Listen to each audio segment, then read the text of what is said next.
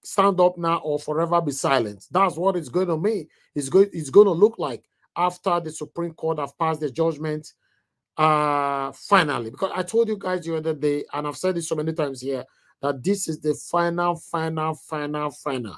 It means you cannot appeal it. You can't do anything. You know, another bad side about Nigerians, I have to include myself, all of us. Another bad side about us is that we are very good when the thing just happened. Everybody come to social media and talk and cry and yell, oh my God, we're not going to agree. We're not going to agree. You see, the first day everywhere will be echoey. The second day, you know, it will be coming down a little bit. The third day coming down, fourth day coming down. Before 5 days, you see everybody have moved on. I'm telling you, if that's what you guys want, no problem. No problem. Me, I don't do my part. I'm still doing my part. Don't think it's easy for me to come here every day and spend a minimum of 6 hours here every single day since April last year till now. We are approaching 2 years now on this. So to me, it's not easy. You know, I cannot do it for anybody again. It's not easy. Nobody paid me to do this. You know, nobody. So please, do your part. Do your part. Do your part. Come out. Speak. That is your constitutional right. Speak. The government don't act if you don't speak, because they don't know what you have in mind. They don't know what you have in mind. It's just like somebody that I helped some time ago. This have happened so many times, but I just want to make a case scenario on this particular one.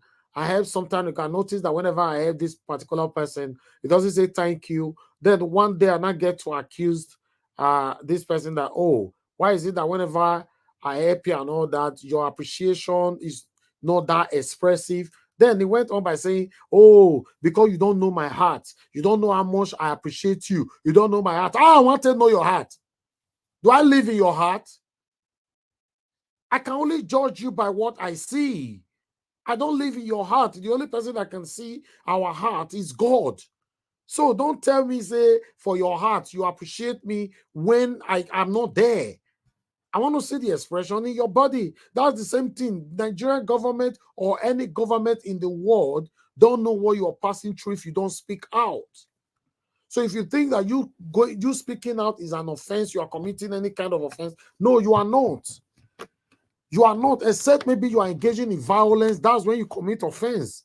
You coming out with a placard and all that, like what Anti-Bolale they just did right now. Nobody can arrest them for that. That is what we call peaceful protest. But you are not coming out all of a sudden. They watch Big Brother, they watch rubbish, irrelevant things on social media and all that. You know, I don't understand. I don't understand. My people, it's very painful though. It's painful that we are approaching. These guys are doing a lot of things right now to stop this from happening. They are doing a lot of things to stop this from happening.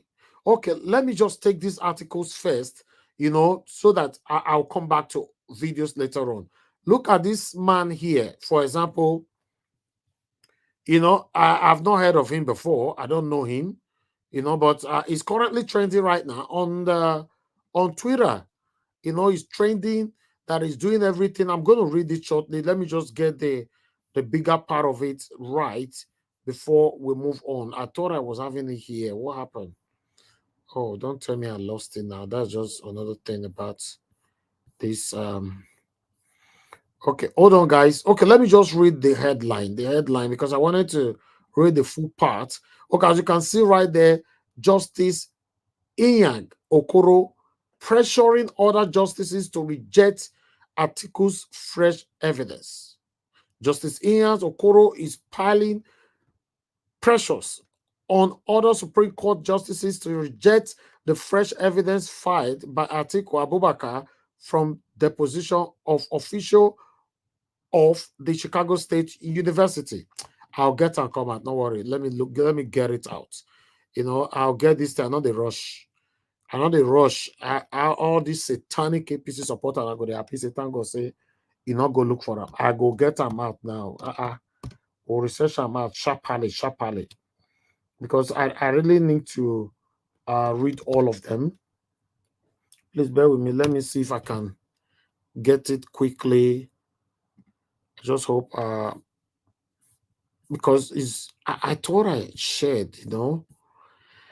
Guys, press on the like button, my people. Just continue to press on that like button. It's very, very important.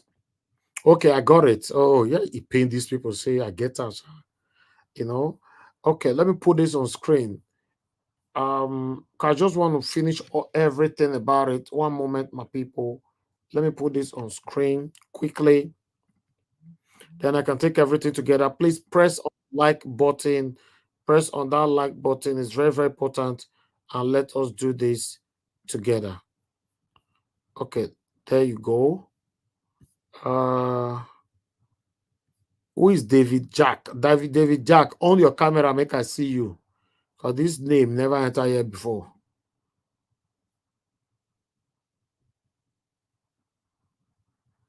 Okay, that particular one was from UK. Give us a mandate. Oh, sorry. Okay, I didn't know. I thought that was America. David Jack, please, on your camera. You know, no accent again. David Jack, for the last time, on your camera, I'll remove you because the name is already looking suspicious. On your camera, or come to the private chat. Tell me who are you and what you're looking for. Okay, David Jack. Since you are not saying anything, unfortunately, you are not only removed, you are banned. You know, we have to block you for now because all these satanic people, that's what you guys do. We don't need you here. So I don't want to be distracted either. Okay. Yes, my brother, give us a mother. I know you know, say this our accent sometimes, you know, they be as it gets. I think say Madam Bolale de America. I don't know. So now you can actually good evening to you and to the panelists. She did for you. Yeah, she follow the chop starch and black soup now. My brother, I don't know. Say now UK now she's doing a wonderful job. Trust me. You know. Guys, let me take this one quickly here. You might not be able to read it there because it's a little bit tiny. Okay, Justice Ian Okoro is piling pressure on other Supreme Court. Okay, we have to stop. Might just continue anyway. You know, Justice to other Supreme Court justice to reject the fresh evidence filed by Atiku Abubakar from the deposition of official of the Chicago State University showing that Bola Tinubu used a fake certificate to contest the 2023 presidential election. Okoro, according to a Supreme Court insider, is arguing that if the fresh evidence is accepted, it would become hard to save Tinubu.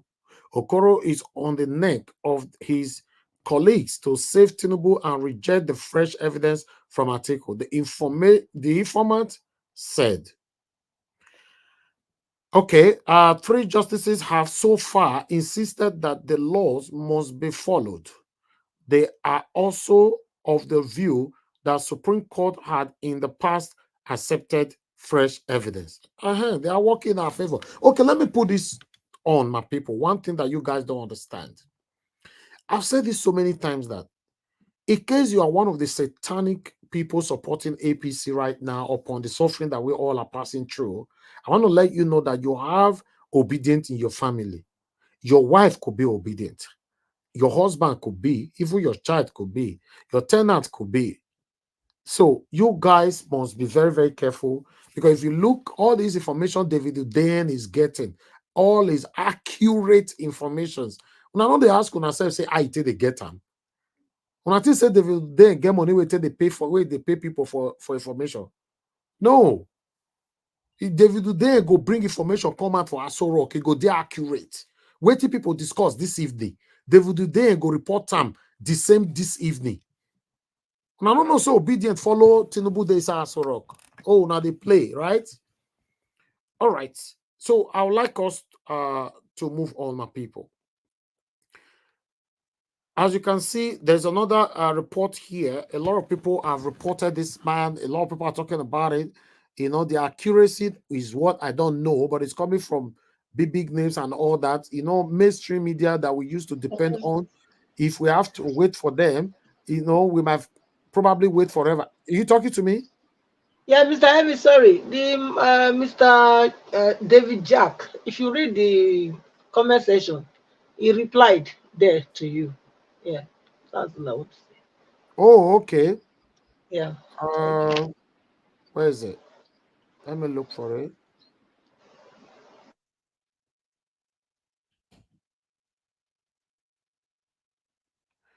Okay, David Jack, challenge besides, I was trying to make my room bright so you can see me afterwards.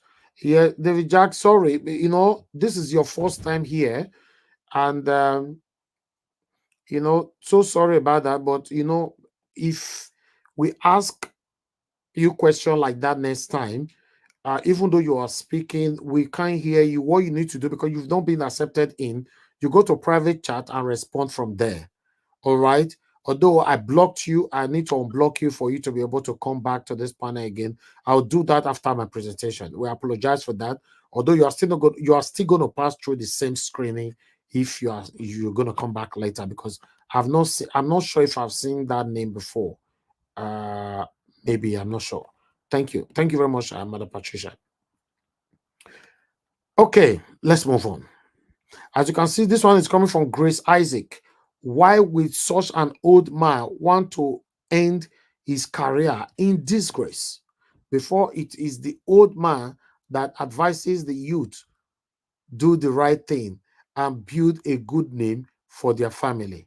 Unfortunately, in Nigeria today, children are the ones advising old men to do the right thing. This is so shameful. That one are true. Now we call the tell them now, say, hey pa, Oluwole, do the right thing, hey pa. Kai. Now wow. We have another person here saying that Justice Okoro pressuring justices and all that, the same thing. So a lot of people are already speaking against about this. Okay, this Tinubu matter will bring the career of many justices to an abrupt end. Justice Samani Illustrious career is already over. He simply doesn't realize it yet, and there will be many more to come. We are in the midst of a purge in preparation for a new Nigeria, and that is the truth. If you believe that you've spent so many years in school to studying law, and at the end of the day you spend so many years waiting before you become a judge, and you want to sacrifice all this just for one man, that's fine, because obviously your career is gone. It's gone forever. How are you going to convince this generation that no, what I do was a mistake? I don't know. No, your apology will not be accepted, because we're talking about our future here. You cannot continue, you know, to do this to us just because of the money they paid to you. Meanwhile, let's take other reaction. Imovo Ege said, it's time for us all to come out. I mean, we all who need Nigeria 100% to work. These guys are not bigger than us. Okay. While we have another person here, Kinola said, if you know Justice Okoro, hey, wahala, Okoro, okay, tell him to find bro Simon Samani and observe how things are with him now, so that when we are saying we told you, it will not be said that he wasn't warned. Tell all of them to give justice to Nigerians or get judgment from God and man. Okay. I have 2 more to go. Then what do all these people stand to gain? Gain aside money. Okay. Again, I be once they say again, more than no verse for that. Defending a no criminal with all their might at the expense of every Nigerian, including their children? Question. No one at the helm of affairs in this country that would say enough is enough. Question again. Because of justice, one criminal. Okay. The last one here. Naomi say, even if they reject it and they want to be men of honor, there are other forgeries fight against him. The non-existent school he attended, the legal school he said he attended, etc. Because there's no way they can bypass this. To be honest, some people still think at this particular time that people are against Tinubu. Ask me, why would anybody be against Tinubu, for example? For example, now say Tinubu don't come and say he want to become president. What do you concern me concern Tinubu while they measure every day? What do you concern? You think Nigerians will pay attention to Tinubu? Do you know how many billionaires we have in Nigeria? Do you know how many trillionaires we have in Nigeria that today you don't know them? May they come out tomorrow so they want to take a seat, especially the number one seat. You will be properly scrutinized. Because your business automatically become our business. So why be say people they say no hatred for Tinubu, this one to Tinubu. Now today, Mona go watch the video. Dele Momodu came out now to say their top name in Yoruba land that called him to tell him to make sure he protects Tinubu presidency. The video is on Niger Watch. We've uploaded it this evening. You see, now Dele Momodu is saying that I cannot protect a certificate forger. He's my brother, I know. He's my friend, I know. We've been together for 20-something years, I know, or 30 years. According to him, but he said, my loyalty is for Nigeria, not for any man. Hi, Dele Momodu, although I don't get anything against you before, although despite that we try to generalize all the time that all politicians are satanic and all that, but if we have to properly and carefully scrutinize Dele Momodu, I don't know. If anybody have anything against him, you are free to tell us. But for me, I can't really figure anything out against that man. You know, but even though there's anything against him, like I normally say on this platform, at this particular time that Dele Momodu is speaking for everybody, Dele Momodu is speaking right now. It's not because he's a PDP man. He's speaking and standing for what is right. Then you will now be telling me, like somebody wrote on the comment section yesterday, saying that Baba Sheh Lawan, you know, that he have a criminal record in the past. Why must we listen to him? I know that comment was coming from a satanic APC supporter. So does it mean that anybody that is a criminal have something legitimate to give to the country or to you? You will not listen to the person, right? A criminal is still a human being. I've said it on this platform before that if maybe the way Tinubu bring himself to become a president, and as of today, Babangida is in prison, Olusegun Obasanjo is in prison, Goodluck Jonathan is in prison, the just finished government of Tinubu, what is it called? Muhammadu Buhari is in prison. Then he now start with governors, Obaseki, prison, Oshomole, prison. Then you think people will still be saying that, oh, Tinubu must go. Tinubu. Me no Jao tell and make it go. I'm telling you, there is what we call automatic pardon.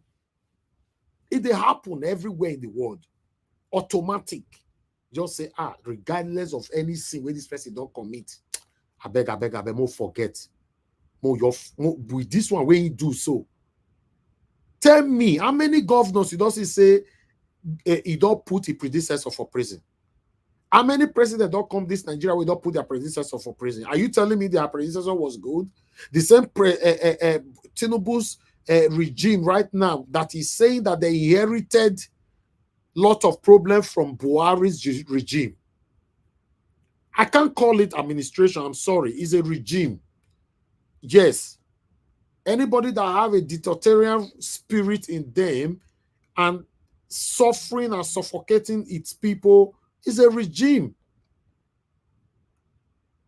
So if any government, when Obaseki came to power in Edo State, he said, many of them don't mention that word though, he said, I inherited a lot of debt and problem in Edo State. In fact, he went as far by saying that he will sue, he will probe Oshomole for 30 billion water storm project. Till today, Obasa cannot do it. Oshomole not go prison. Then Tinubu came in by ringing. Tinubu said, and him and his spokesperson and all of them, their regime, said that they inherited so many problems and debt from the past administration. In fact, Tinubu's wife, Remi Tinubu, he talking by himself, which I agree. But then, does it mean these people, even after they have left office, they still have immunity? Is that what you are telling me? Does it mean they cannot be penalized by what you have noticed? Is that what you are telling me? So you see, the problem is huge, my people. It's huge. Let's move on. Let's move on. Let's listen to this video first, quickly. But before I will play this video that I want to play now, let me see if anybody know this person that I want to play this video here. I don't see many of them are not going to know, but I will tell them. But listen to the message and pay attention to the face. Even I say whether I know him. Listen to this.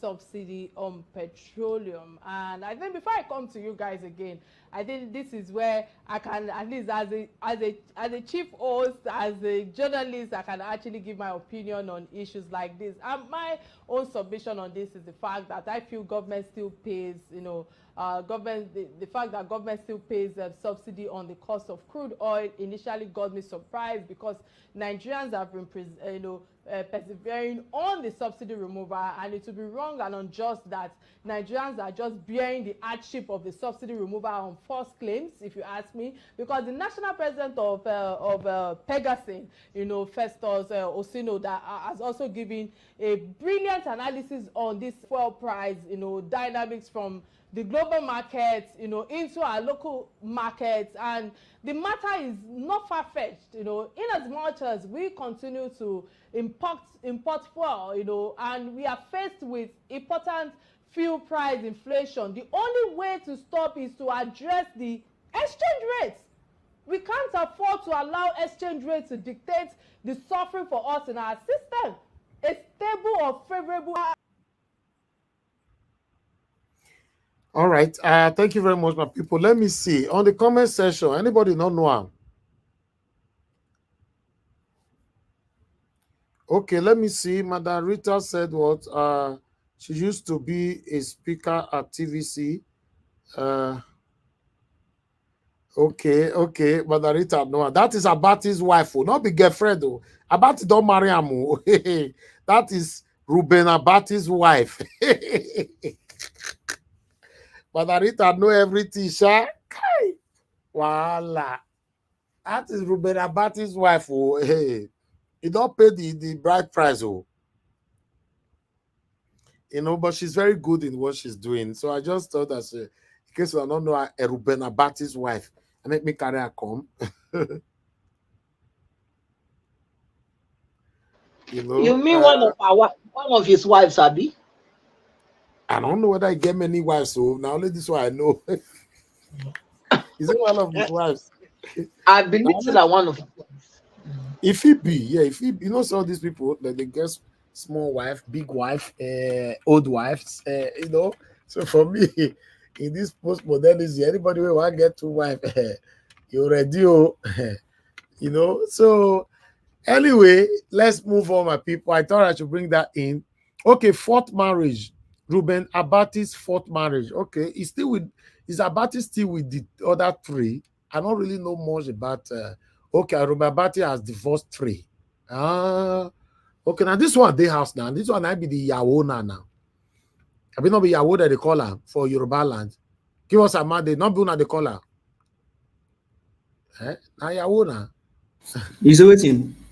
Not be Yawo that they call a newly wedded wife. Why you come and say to me? You ask about somebody who don't get fourth marriage. Come on, bro. I ask you what Yawo me. Now I want to be unstable. You can't ask me about somebody who don't get fourth marriage. Hey, bro. Hey, Miss Elvis. Madam Patricia. I said I want to be unstable character. Well, that's number one. Maybe you help me quickly give Mr. Elvis some. Okay, don't worry. I'll call Madam for us. Maybe she help me quickly give you something. No, wait, my brother, wait. No, the situation be where they be say, "Iya will not be newly wedded wife, the smallest for house." No, Iyawo is wife. You say Iyawo me is my wife. So, when you say Iyawo Sheikh, but that means newly wedded. So you talk and complete. Iyawo Sheikh, but that means he just carry the wife. So Iyawo means wife. Generally, Iyawo is wife. Okay, wait your Omoge call me Omoge. Omoge is like a lady, just like Omoge, like a lady. She's not married, but a young lady. So you say Omoge. Okay, now those one. Okay, now they go to press their blue. Okay, I understand. Well, I don't know about that one. The one we are not say I will quickly just call you out. Madam help me give you black soup and then better dry fish. All right, let's move on. Abati is very, very far away from where we did. Abati has gone home now. You don't forget. Smith call Abati now. Maybe if he show us, maybe now where Abati they go house now, you can't carry that one join, but they say, okay, more follow go house. Exactly. Yeah. Abati. You know, Smith call Abati. Smith say, Abati, come home. Abati, my bonle, my like. That's why I like him, Mr. Elvis. So when show me Smith own. Smith they call Abati, me Abati come out. So Abati won't go as you follow carry this one, follow body. You mean smart? Yeah, smart. Sorry, smart. I didn't hear me. Okay, smart. I didn't hear me. He say that one saying and Abati there be one. Okay, but let me. Okay. You know, you have been very hard on our party, Ruben. You have been very hard on the APC. Very, very hard. And you are now. I'm doing my job. This boy, I'm doing my job. Remember. Interesting. Oh, you know, you and I, we are Shiwaju's boy, Ruben Abati. You now have Judicial and Shiwaju. We are together with we are Shiwaju's boy, including yourself. All right, thank you, Ruben, Senator Adeyemi. You better come back home. Come back to where you belong. Thank you, Senator Adeyemi. You're trying to recruit Dr. Abati. Let me. Okay. You know, you have been very hard on our party, Ruben. You have been very hard on the APC. Very, very hard. And you are now. I'm doing my job. This boy, I'm doing my job. Remember. Interesting. All right. You know, you and I, we are Shiwaju's boy, Ruben Abati. You now have Judicial and Shiwaju. We are together with we are Shiwaju's boy, including yourself. All right. Thank you, Ruben, Senator Adeyemi. You better come back home. Come back to where you belong. Thank you, Senator Adeyemi. You're trying to recruit Dr. Abati. Wow, you're full everywhere. If I tell them one they leave good footprint, now say maybe I just want to talk. Everybody go use what you do today, they'll use them against you tomorrow. Oh God. Exactly. They'll use them against you. And I mean, if this one don't come up today now, nobody knows. Say, I'm not saying this to criticize him or to castigate him. Things can happen. That he has been in the fourth marriage, and now you can now begin to pick pieces. Oh, this is why he's doing this. I mean, I just got an inspiration this morning that I was going to put on my ex about him. About when will you officially announce to us that you have returned home to APC? And I'll put that on his handle where he's holding an APC flag, and he has told them I have returned home because ever since we've seen this. No, I say I won't create them. I won't create them. Okay, you want create them. Okay. Yeah, because officially never tell us. So I will ask him, Abati, when will you No, but normally Abati did not expect, say, Smart Adewale would do this to him on the live television. But you know, say, Mr. Elvis, that's why you got to be careful where you put your leg and what you do. One thing that is so different, one thing that is different about this channel called Naija Watch is the fact that apart from politics, there are moral things that we tell ourselves. See, my brother, it takes somebody with a tough skin, a thick skin, to be able to have been able to hear all that we are saying. Sometimes we go high on ourselves, we come down, tell ourselves the truth. Some things that you say or panelists say here is happening to people at home, but they will now go back and reflect and say, this thing that I hear today, I need to work on this character. I need to do this. I need to be a better person. Exactly. So you may just think, just another Naija Watch show. Let me just, if you're not learning anything from here, my brother, my sister. To be honest, my people, let's stand for what is right, because whatever you do today will be used against you tomorrow. That's just life, you know. It's not easy because today, if you say no, you not consign me, I don't go public, I don't go public. One thing will drag you go public. If you be man, your wife can drag you go public.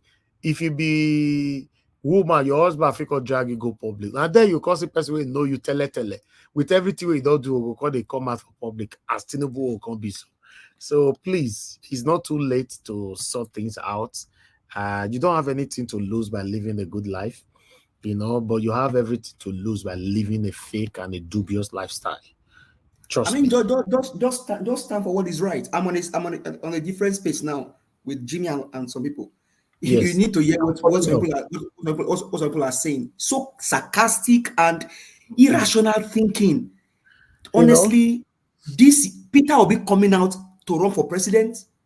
Honestly, it has changed us as Nigerians. And I bless God, I thank God, I bless God for Peter will be coming out to run for presidency. Yes, so, it has shown that if as bad as the country is, there are still 1,001 Peter Obi in Nigeria that we have not discovered. There are still 1,001 Peter Obi that we have not discovered. Peter Obi changed a lot in my own life. I'm telling you, even though that me na person wey dey very extremely careful in everything I'm doing. I'm very, very careful. I'm careful with almost everything. But when I can see someone like Peter Obi, I can say, let me even tighten up even more. Trust me, because there was one day, sorry, Mr. Abby, there was one day where I talked. I mean, maybe the very first or the second day where I talk. I say, if not for the election, people like me don't come to social media. But ever since, I was fortunate to ask Peter a big question when he was interviewing with Adiola. So easy, a man. They are close. They want to close the interview. He will tell you, please, can you just allow them? Can you just allow them? Allow them to finish. Yes. Allow them to just speak. Let them just speak. Hear their opinion. And up until today, the evil, the corruption that these people are found against Peter Obi, people like Wike, is the fact that Peter Obi did not steal money. That is the corruption of Peter Obi. The fact that he did not steal money, he did not embezzle anything from Anambra State. You cannot say Peter Obi was one that pushed. This is the corruption of Peter Obi that these people are bent on not wanting him to become president. That is the only corruption of Peter Obi. He did not steal. Not one naira you can say Peter Obi took from Anambra State. Now he has passed that ball to Alex Oti. See what Alex is doing in Abia State. They just celebrated that. He said 4 months he hasn't taken salary. He said for the next 4 years, no salary. He not go take at all. He not take. You know, let's move on, my people. Let me quickly finish my presentation so that we can have enough time to talk about all this. Achakai Gumi calls FCT Minister Wike a satanic person. Somebody actually sent this to me today and telling me that Nigeria was, you don't put satanic for all of the amount. You know, and I say, this kind of man not the wash us. That I don't believe this kind of man feed the wash us. Voila. Okay, it cuts a Wike, a satanic person, says Christians. This one now this part now surprised me. Christians and their infidels cannot be trusted with Nigeria's security. Kai. This part, Nigeria is in big trouble. All right, let's move on. Waiting the talk for here now. Say he went on to call citizens who campaigned assiduously for the Muslim ticket as a worthless hypocrite and money mongers who chase dollars for pleasure and worldly purposes. Chakai Gunu has said it's dangerous to entrust Nigeria's national security to the hands of Christians and Southerners. Now, wow. This battle, so it be as it get to. I don't know what I want to talk for this one, but if we start to the talk, we all go talk put for this matter. Let me quickly take another one here, my people, because I really want us to start talking soon. You know, please press on the like button, my people. Let us quickly take this here. Let me put this on screen.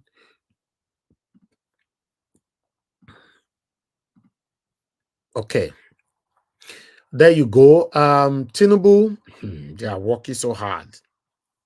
Bola Tinubu moves to block FBI, CIA, other U.S. agencies from releasing confidential files as October ending deadline looms. Okay, I don't know how they will manage to do this. President Bola Tinubu is in yet another scramble to block records relating to him from being disclosed by the Federal Bureau of Investigation, the Central Intelligence Agency, and other United States services.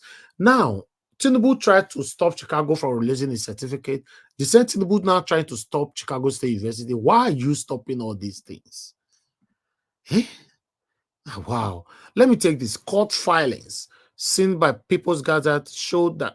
Tinubu's lawyer in the U.S. have filed motions to appear in an ongoing Freedom of Information action brought against the U.S. organization where record that may help answer questions about the president's real identity and decades-long endeavors are domiciled.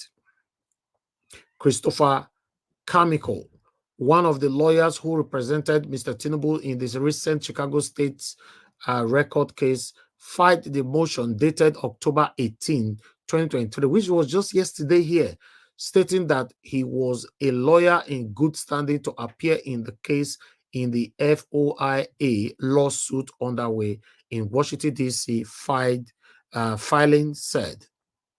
Then they went on. These adverts are disturbing me here. Pursuant to civil local rules of 83.2c, Brian A. Carey moves for the admission and appearance of Anthony Christopher Carmichael pro half vice in the above entitled action. Mr. Carey, who practices in D.C., said on Mr. Carmichael's behalf, he is admitted an active member in good standing. Okay, no, sorry. On Carmichael's behalf, this motion is supported by the declaration of Christopher Carmichael as set forth in Mr. Carmichael's declaration. He is admitted and an active member in good standing. What informed Mr. Tinubu expectations that he could block U.S. agencies from complying with federal disclosure regulations remained unclear. Mr. Carmichael did not immediately return a request seeking comment, and the president's lead lawyer in the U.S., Oluwole Afolabi, told the Gazette he could not comment on the case until it has officially commenced. The lawyers would work to file a full argument soonest in order to stand a chance of being able to argue any relief before October 31st deadline. Mr. Tinubu was alerted to the lawsuit when Gazette reported on September 11 that the FBI had agreed to turn over 2,500 pages response information on Nigerian leader. The president was previously investigated for narcotic trafficking in the U.S. in the 1990s, during which he was compelled to forfeit $460,000 via a federal court order in Chicago. The FBI said it was planning to release the record before the end of October. Aaron Greenspan, the proprietor of PlanSite, a website that pushes anti-corruption and transparency in public service, the Gazette reported. Several other U.S. institutions, including the U.S. State Department, Internal Revenue Service, and Drug Enforcement Administration, have all indicated readiness to turn over thousands of pages of Bola Tinubu's related record. Wow. Mr. Tinubu move came 2 weeks after he lost a fierce battle to block federal court in Chicago from releasing his academic record to Atiku Abubakar, his main political rival in Nigeria. The school ultimately released the record, which showed that a certain Bola Tinubu was admitted into the school in 1977. Still, the school said it only assumed, based on a cursory look at record, that its former student was the Nigerian president, but also said under oath that it could not authenticate the certificate he used to run for office in Nigeria in June 2022. Yes, so I guess when I still they hear me, so say they never come here. All these people, you see, and they don't come here. So nobody's even talking to me since. Can you hear my voice? Oh my God, I was talking to myself. No, we can hear you loud and clear. Okay, but they've attacked me now. I can't touch anything anymore. Okay, please take over the platform. Let me quickly do something here. Okay, thank God that at least I managed to read everything. Okay, you said they don't come. Okay, give us a mandate. Are you there? Yes, I'm here. Can you guys hear me? Yes, can hear you loud and clear. Please talk to us. Okay. Good evening to everyone on the panel, people on the comment section. Greetings. We greet you now today again. We don't come out again today. Only say sometimes, the more you look for Nigeria matter, the less you will see. But as much as God still there on the throne, we know say we will get our country back by His grace. But waiting, I will just encourage Nigerians. We say, please, Nigerians, don't allow them to sell lies to you. Nigerians, I beg you, if una dey hear me tonight, no allow these people to sell lies to you. There is nothing that is going to come out. Nothing will come outside for this Tinubu government. Like I tell you 3 days ago or 4 days ago, say Tinubu government na mago government. And every day I come on this air, every day I get chance, as much as God give me life by His grace, as much as I be alive, I will talk for years. Say Tinubu government na mago government. And I go talk again before I come make my final submission as I enter my story this evening. Tinubu government na mago government. If you like, if you do them for me, please just put them for comment section so that YouTube go see them. And people when they play this video after us, when they see them, say we talk them for here, say Tinubu government na mago government. Na Mahmoud Yakub with Wike for River State, with Bajabia Mole for Lagos State, and Otoko Keyamo, and people like the short handwriting biro for Kaduna State, Erufaya. Now all of them can't join on, including Lalong for River State, can't do this wuru. Let me finish. This guy enter. At least I make my submission. Now greetings, they greet. No, you never reach. I'll come back to you. You don't make me oh my God. Okay, no best.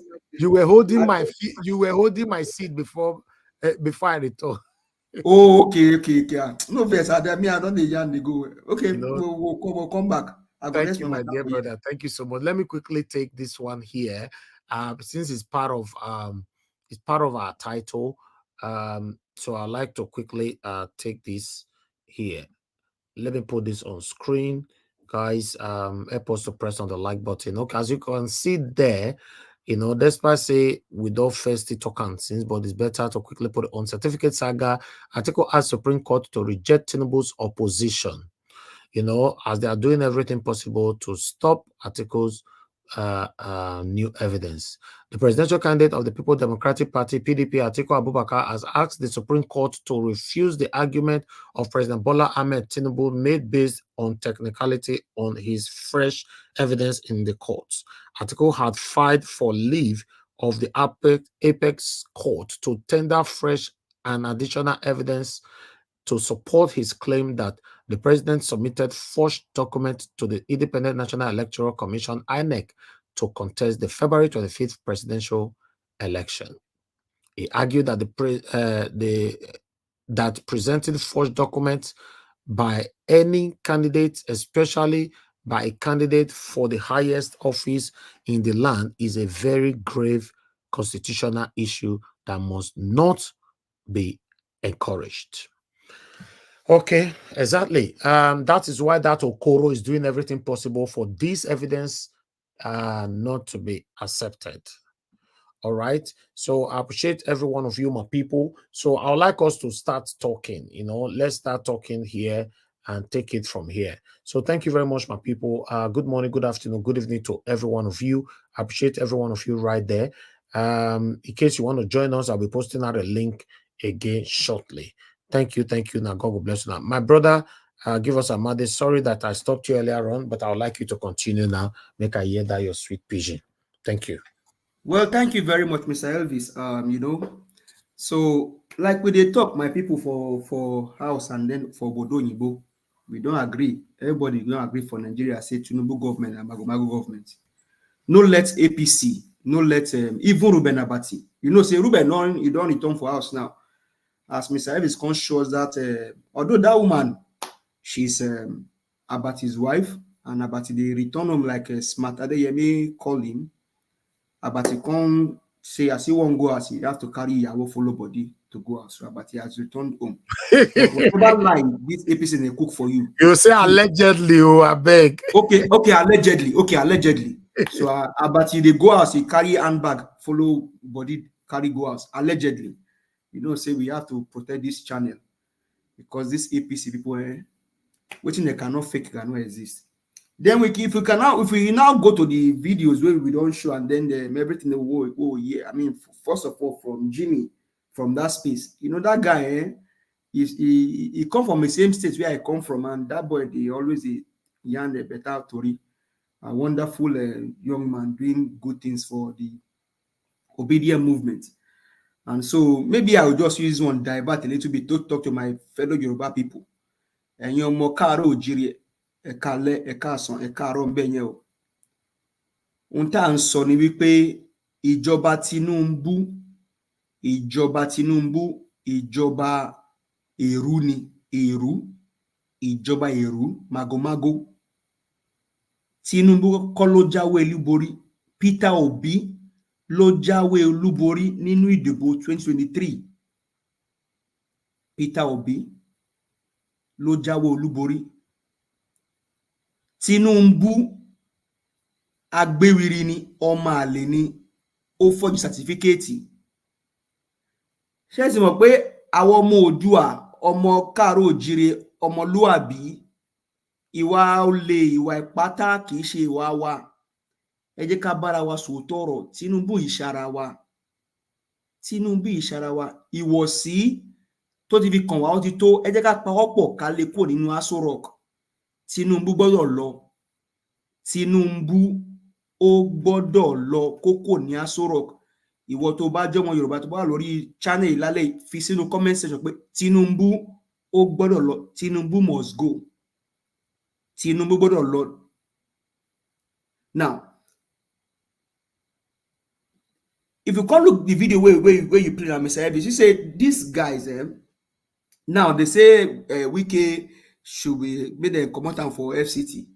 But I see that video on X when the guy, apart from the Sheikh, there's this other guy we come to talk for X, say the speaker also say all Wike must go because ever since they create FCT, no Christian don't become a minister of FCT. Now, when Wike don't become minister of FCT, they no get peace. But my question for that man be say, FCT is called Federal Capital Territory, which means say it belongs to everybody. Now he can't say Abuja belongs to the Muslim. This is the problem of Muslim tickets. And the problem with that. So we Nigerians now, we get a lot of work where we go do. Our work past Seme Peter will become president. It go past that one. We get a lot of work to do, Nigerians. As individual, we need to work on ourselves.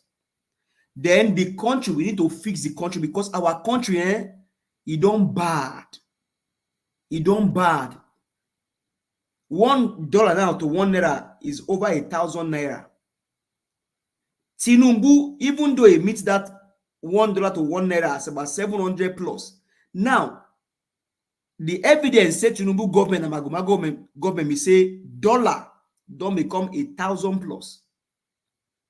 If you never know, una go soon they buy fuel for almost 1,000 naira. If you never even reserve. So that's why whether you be Yoruba or you be Hausa or you be Igbo or you be Edo, all of us make we join them together. Make we chase this man come off for Aso Rock. This man na certificate forger. This man na drug baron. This man na liar. Only him won't get four different birth certificates. Only one human being. She na 4 times now in my bonam. That is one question we say Tinubu never answer. But you know, even till today, we don't know who Tinubu mama be. We don't know who in brother be. We don't know who in siblings them be. You know, this man, everything about around them, now just shrouded in secrecy and in big lies. In big lie. Only this man, only him when I be drug baron. FBI now go soon start to release in file. Nigerians, we no go sit down like this, make we fold our hand, make our country they destroy. These guys, they don't destroy our country too much. So they won't carry money to buy SUV for politicians where people they suffer. Now, if you can't go to that matter where the Sheikh, the Nyan now, that Sheikh himself, we are in this since all these days when we talk about this Tinubu matter. So whenever you know good for them, they'll come outside, come talk. But when them benefit for inside the whole corruption, they no go talk. But who give this Sheikh, this M4 to come even to say make Wike come up for Abuja because he be Christian? If you say me then sack Wike because himself na corrupt man, I hear that one. But because every case na Christian, you say me then remove as FCC minister. Hey, Sheikh, that one where you yarn na bad matter na be that one. You know go say me then remove Wike because he be Christian. If you say remove Wike because he's a corrupt man, I hear that one. But if you say remove Wike because he's a Christian, no. Abuja, they no form say now Muslim man go rule Abuja become their minister. No. Anybody can become minister for Abuja. Abuja na our federal capital. So if you say me they remove Wike for Abuja because he's a Christian, they may remove Tinubu for Abuja because he be Yoruba man now. Because another thing is say even the Abuja people they no vote for Tinubu. What about that one, Sheikh? Tinubu no win 25% of Abuja. So if they come out Wike, they must come out Tinubu because Tinubu no win 25% of Abuja. Plus we know say even Baba Shalawa don't tell us. Baba Shalawa now somebody from north like you, Sheikh. In case of the year was Sheikh Gumi, I know say the year was because you don't steal one of our word for years. Say they are satanic. That means they listen to us. Baba Shalawa say Tinubu no win the election. Say income distant third. Which we all know, even for RF today, Peter Obi now win the election. So if you say when they come out with a Wike for Abuja because of corruption, I go understand that one. Because the man follow and join on with this Tinubu, take the election for Rivers State, or Peter Obi vote for Rivers State, with a Wike change to Tinubu vote. So if you say when they remove Wike for Abuja because of corruption, I go hear that one. Then they go remove Tinubu because Tinubu no win Abuja. Peter Obi na get to that person. Even Atiku self no win Abuja.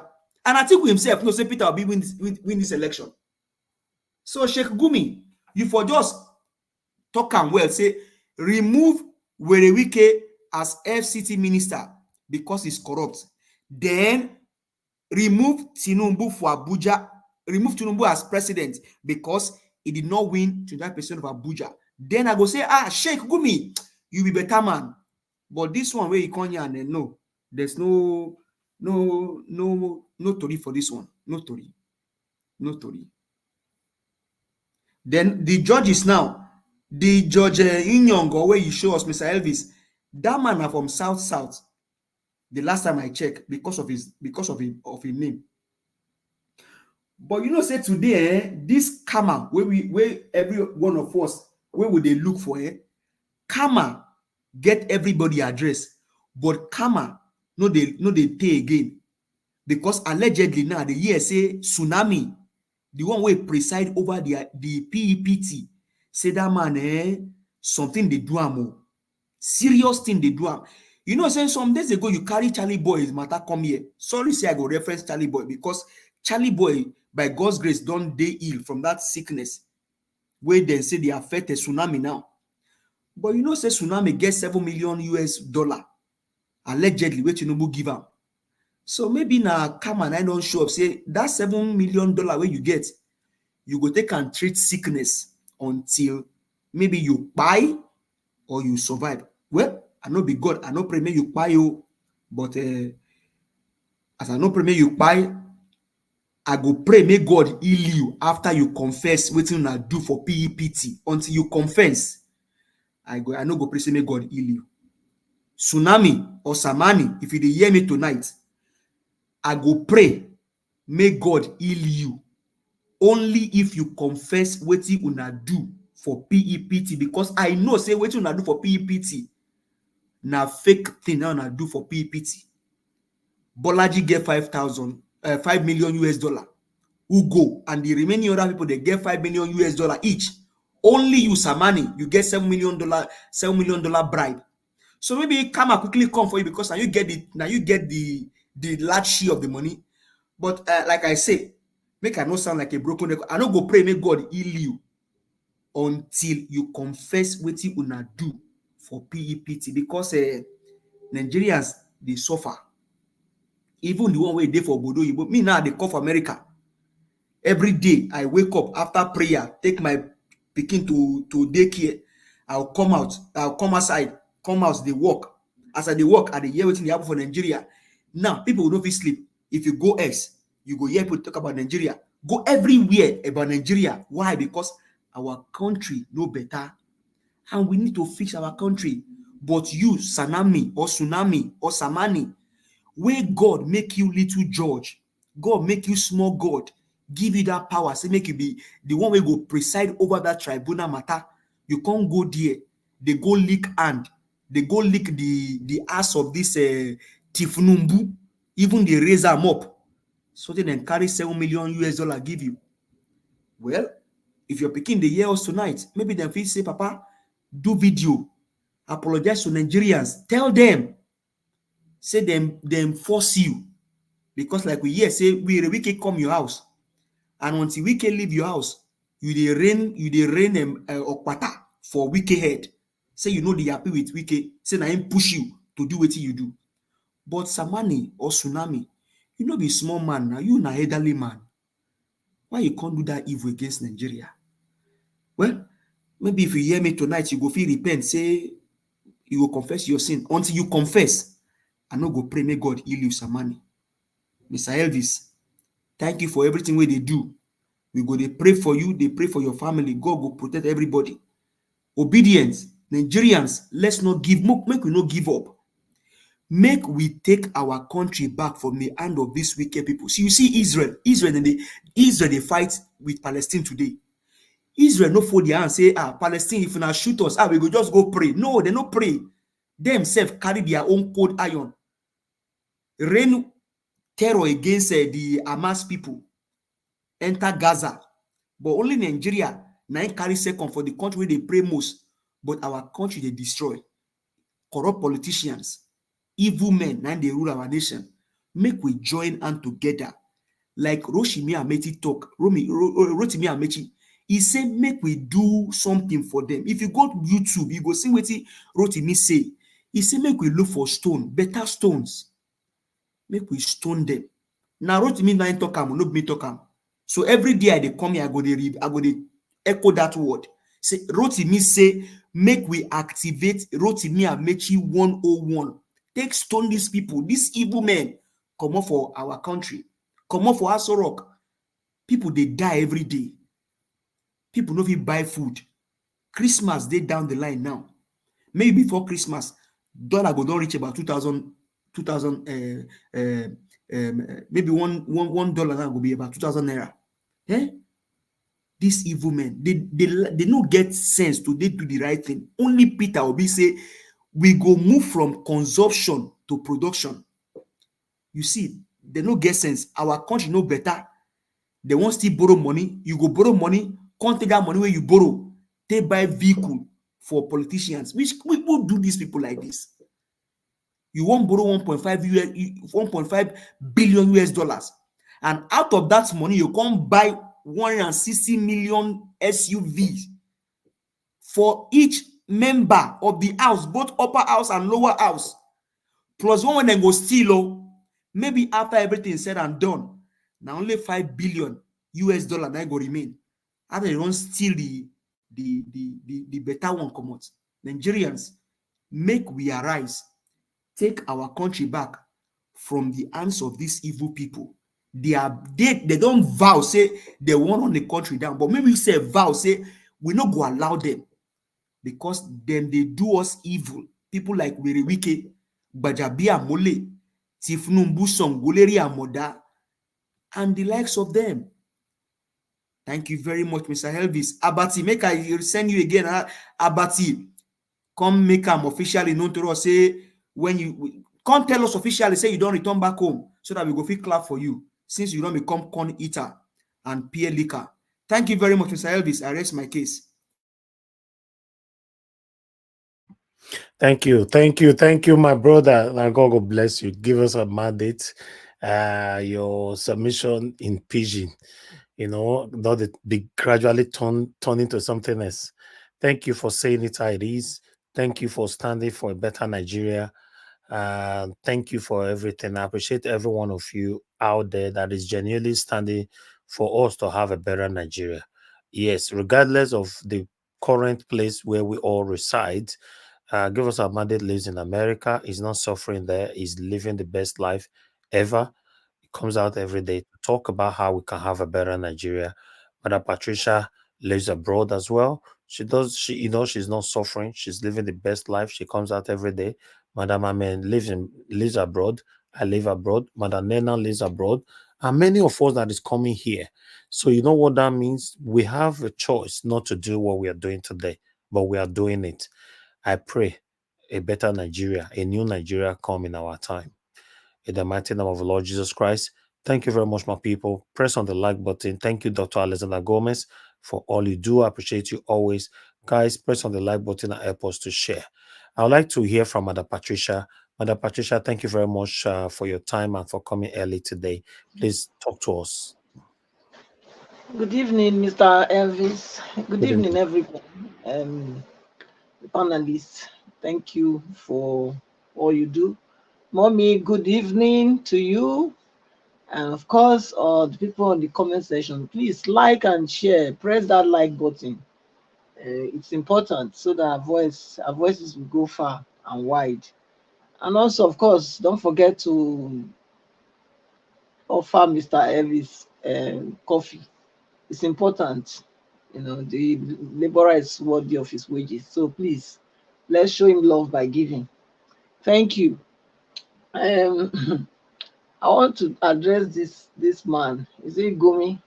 Sheikh Gumi. What he said was so disheartening to hear, and for him to call anybody an infidel. What does he mean by that? I mean, I don't know why they think they own the country, because as far as I'm concerned, they don't own Nigeria. And nobody is more Nigerian than any Nigerian. Yes, Wike is bad. Everybody know that. But that he is not supposed to be in FCC as the minister because he's a Christian. That is nonsense. That's absolutely, as Alex would say, capital anointed to that. We reject that kind of mindset. We reject that kind of politics, because FCT is the federal capital, so anybody can head that place. It's not given to him to decide who should be, even though they think they are. He think him and those like are thinking like him, are thinking that they own Nigeria, but you don't own Nigeria. And if you know that you own Nigeria, then you can just, you people, you are the ones that are keeping Nigeria. You are the ones that don't want to go. We are tired to be in this fake, be fraudulent Nigeria, this fraud or scam of Nigeria. We are even tired of it. Why don't you just say, okay, since you claiming that you are more superior, why don't you want to stay on your own? You can decide that, okay, only your northern state should go. Why are you always putting on fight when others are clamoring for for agitating that they want to leave. So what's that? Doesn't make any sense. You guys can come together and decide that you want to be your have your northern state, northern nation. Nobody would want to even join. As far as I'm concerned, I'm even tired of being in Nigeria, the so-called business entity called Nigeria. It's better it's dissolved. So you can't come and be telling us who is qualified and who's not qualified. Is Nigeria made for only northerners or only for Muslims? No. So anyone is qualified to be the minister of FCT, because that's the federal capital. So, and also I want to also digress, Mr. Elvis, if you will permit me, because we can't just keep quiet and let them come and be doing their nonsense. I know that there's this program they're going to be running now in Nigeria. They say they're going to be giving free vaccines to girls from between 12 to 18. They say it's cervical cancer prevention. You know, what I would tell Nigerians here is that nobody should take those vaccines. Though. Nobody should take them, because we already know that you are targets. We are target for them. So there nobody's coming to save your life. People that want to reduce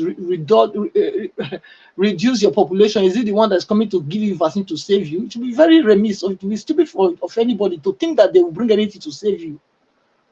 They want to eliminate you. You have to know that. You have to get that into your head. I don't even know why these so-called people, because of money, still bring this kind of project to Nigeria, when the whole thing, everything is open out there. That this is their ploy. This is what they want. They want to make sure that they eliminate us, and yet they are saying they are bringing you vaccine to help your daughters not to get cancer. Please, nobody should hope for that. It's a trap. It's a trap. And if you guys don't take this counsel, if you don't take this advice, you will see that in 3-4 years, 5 years from now, all the young girls that are supposed to be heading towards maybe getting married or even having what's it called, teenager, they will start developing cancer, because we cannot afford it. It's better you people don't give your children to them to vaccinate. You don't need it. Before vaccination come, how were we living, for crying out loud? How are we living? How come you must survived till now? Before the vaccination, how old is vaccine? So please, nobody should give their daughters to that. Don't forget that, you know, they've been doing these experiments, and there's 16 states that they are going to start rolling out this project now, this program, from 24th of this month. So you people should not give your daughter, tell your children going to school, nobody should vaccinate them without your consent, because they know how to do that at school. So you must let your children know about it. Nobody should use your children to experiment or to terminate their life before the time, or make them become barren. You know, so please, that's that one there, and I hope those that have ears have heard. Yeah, then of course the Dele Momodu. Yeah, I know you talked about, you have not brought it, but I just want to go back to what he has said previous days. I'm grateful, and I'm like encouraged to see that we still have people like him, you know, people that stand for what is right, no matter how many people think what you are doing is wrong or is against the norm, you know. So I believe with what he said, I'm very I'm hopeful, and I'm very encouraged. I will want us all the obedience to know that we still have people that love the country, for love of country, and wants Nigeria to succeed, and they will not budge to any pressure to become like the ones that call black white and white black. So let's keep to the fire burning. let's continue to press on. And of course, Nigerians, you in Nigeria, you are the ones to start whatever have to start. I know your comment on the time is that we here should start it before you put, we should come there and start it. It's not, it doesn't work out that way. It doesn't work out that way. You are the one feeling the pain mostly. So if you don't think your pain is enough for you to cry for help, to come out and do the needful, then we will join you. Then you can remain in the pain and be wallowing there. That's what I will tell you people, because I don't know how much more we have to tell you, or how much more pain you have to take before you know that it's time to go out. Because like Mr. Evie said now, once we allow them, once you guys allow them to pass judgment and give Tinubu the judgment latest the 6th of December, yeah, then it's over. Anybody coming out that time will be charged for treason. So we have from now till then to do whatever we have to do. So you people cannot continue to sleep and be saying, yeah, everything will be fine. Everything will be fine. Everything will be fine. Look at dollar. Before, look, if we are not, if you people don't go out to do anything, in 6 months, I give you 6 months, dollar will become $1 will become 10,000 naira. Just wait and see. You have not known what you people cannot see what's coming yet. Is it not the country that they just went to borrow other monies now? Apart from the salary they are paying them. They are paying the salary, are still collecting their salary as we speak. The House of Representatives, the House of Senate, they are collecting their salary and they want to buy them. Or they want to, not that they want, they have already bought it. 160 million for each person, each car. So tell me. So Nigeria is sunk. And if Nigerians don't stand up now to try and drag this ship that is sinking, they are already sunk, out of that ocean, you can just lose it. So Nigerians, it's high time you people come out. It's high time. If you come out, every one of us will join you. We will come. But you have to start the fight. You have to start the protest. That's how it starts. You cannot expect us to come and start it. How? You are the one in it. So you are the one to start it.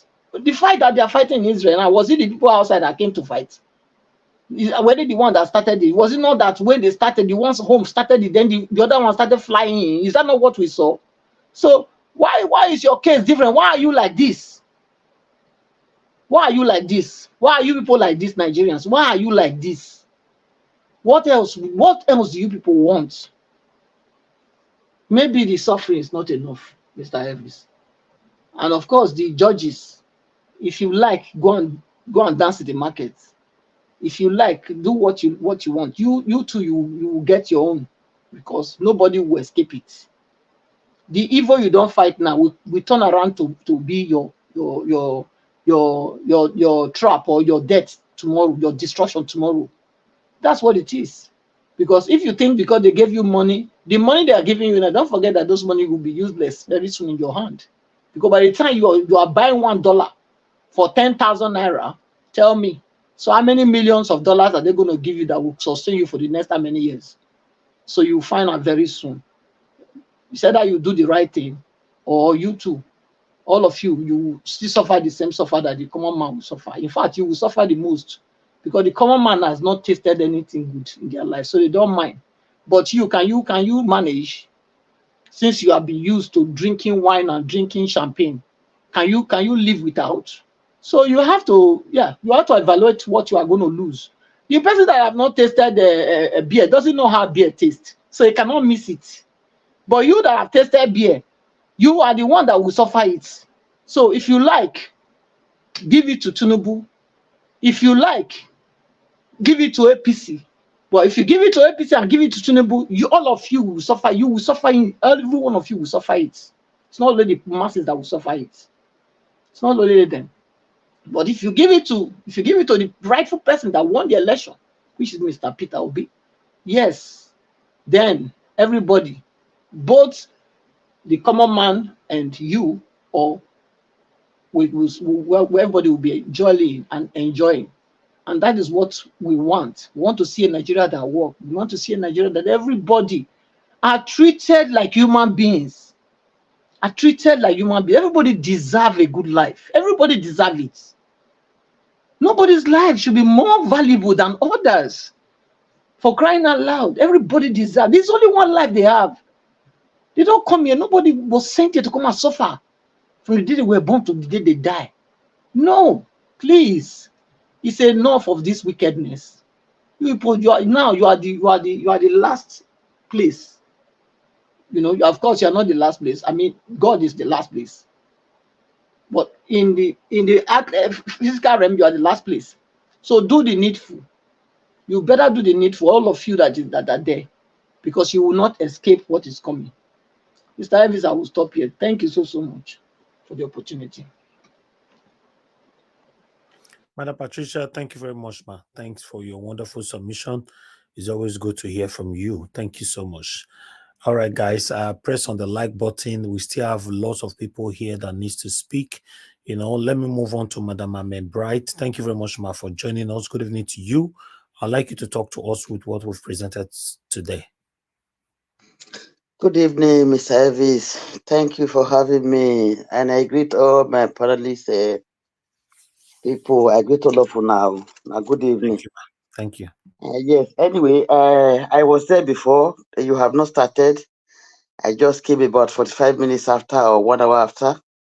You have started. I think you have showed them what what you have showed them on what we are going to talk about. From what I picked from what people are saying, hearing about, I learned that on Monday, 23rd of October, that the Supreme Court will give Tinubu Atiku.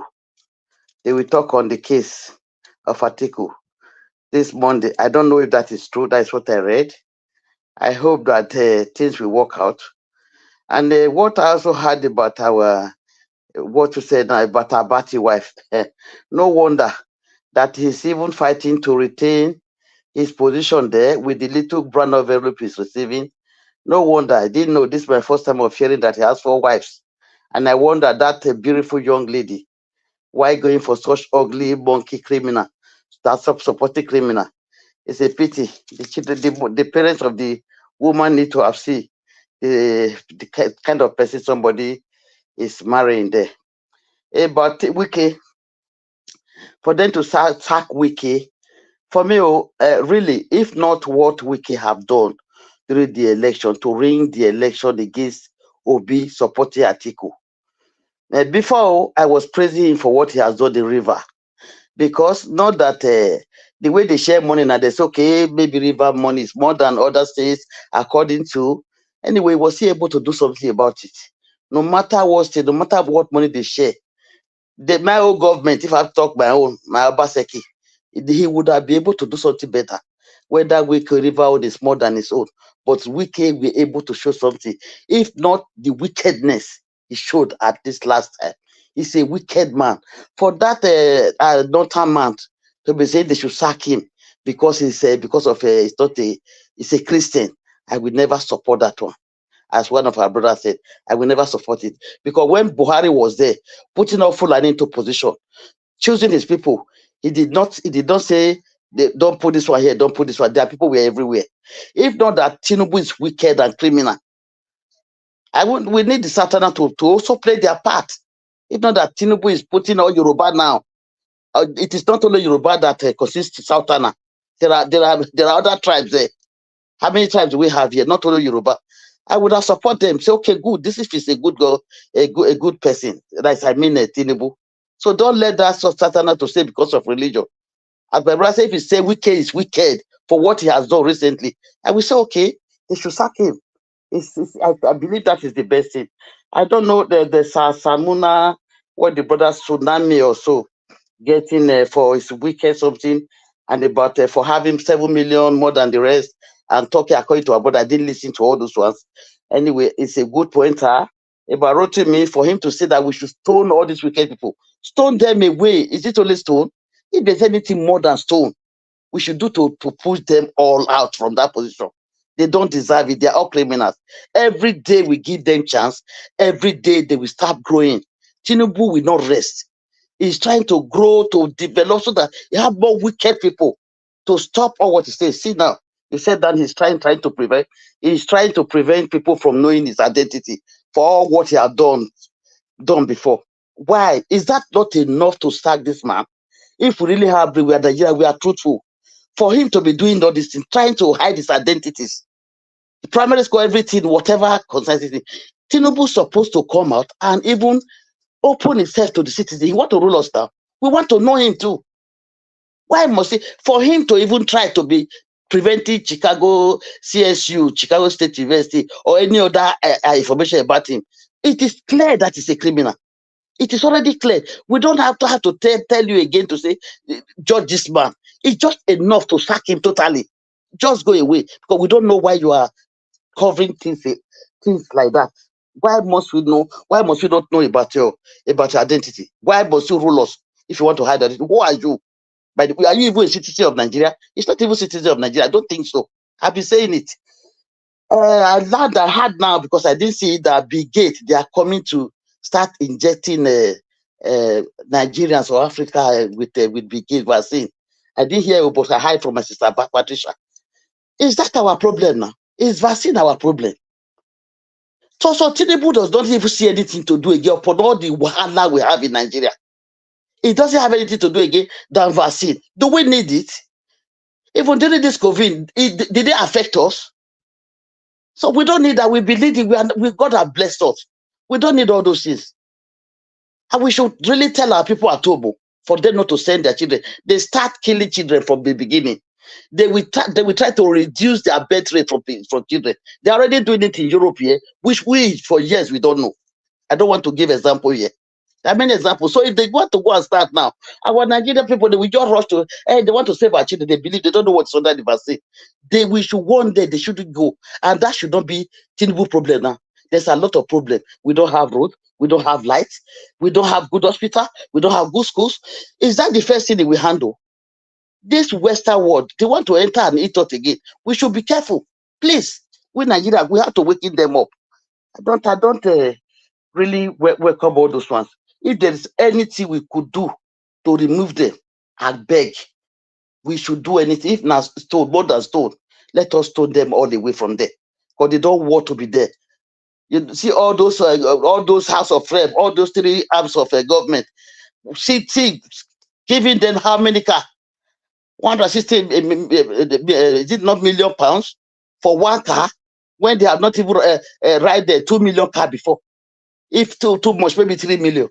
So how will they hungry lions? Because they made us to be hungry. If they give them that car, the car they have not ride before, they will be happy to take it because they are hungry lions. That is why all of them want to be in position, fighting for position, forgetting all the bad things they are doing. None of our LP people comes out to talk. People that the obedient, that used obedient to enter there, obedient people that enter there, why they were not having better this thing before. They enter into position now, they don't talk. But our last time Haruna talked about Muslim, about for us to make sure we come together and fight these people. It is true, but I'm afraid Haruna said there are part of the Northerners that are ready to. But they were all there. Muslim, they respect that their religion. The moment you mention Muslim, whether Fulani came to foolish them there, since they be foolishing them, they don't talk. They didn't say anything. Once they say Muslim, they will follow. They respect their religion than we Christian. They will follow. Are they coming out to join us? If there's anything we can do, Northerners, people will motivate Northerners, West, East, South. Let us do it so that we all will come out at once and rush like a bill on these people. How many are they going to kill? How many? That is what I will. We should come out, Nigerians. Please come out. I don't know. We just like to enjoy. We are enjoying suffering. We are managing before we become manager. How long can we manage like this?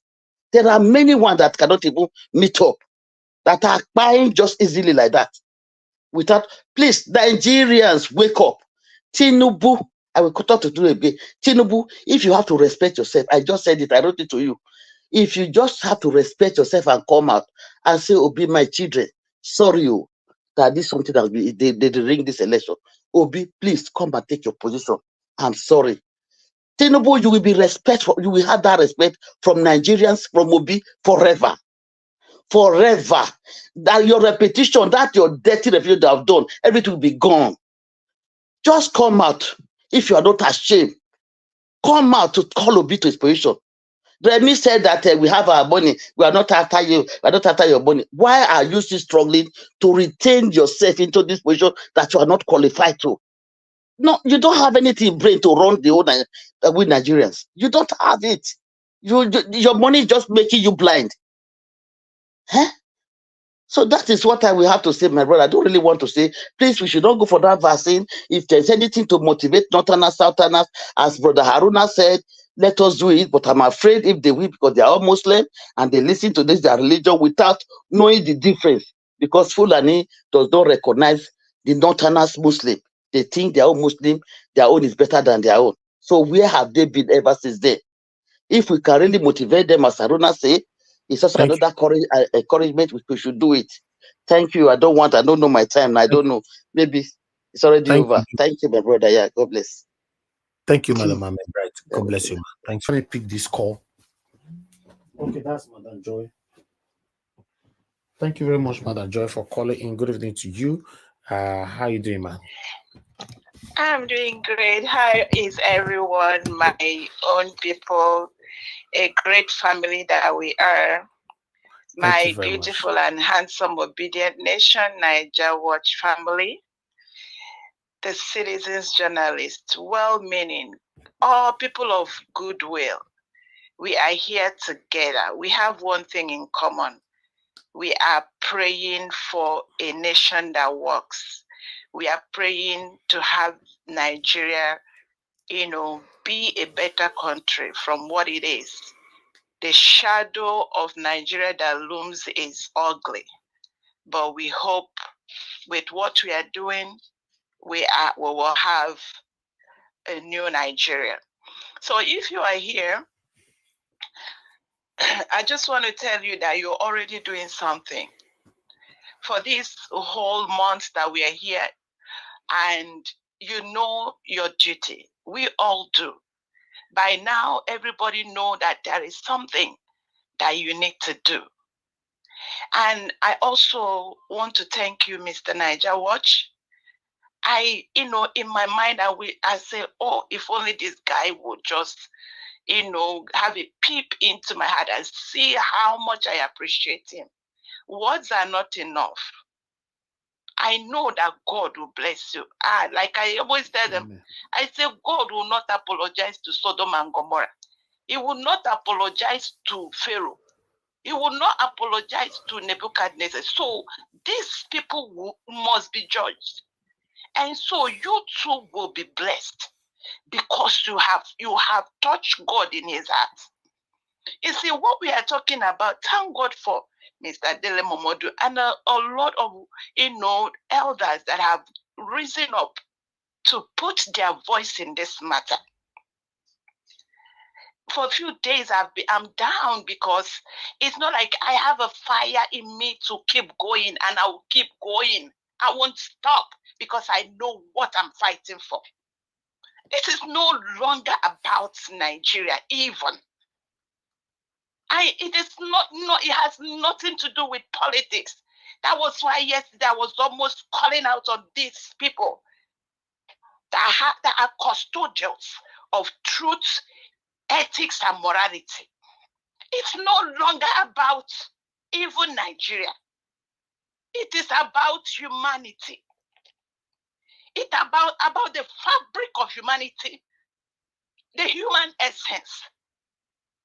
What makes us human is what is at stake. It's what the elders are watching to see it being desecrated again. I keep telling them they have watched everything we hold sacred, from religion to our customs, tradition. They have desecrated it over a plate of porridge, over inflated ego. You talk to them, they get so angry. Why?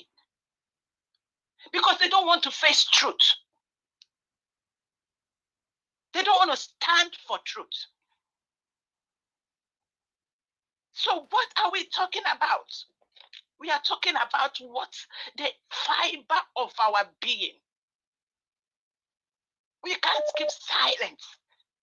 I will not keep silent because what is going on in Nigeria is the last straw to humanity in Nigeria. If you call yourself a human being in Nigeria, this is on you. What are you doing? What are you doing?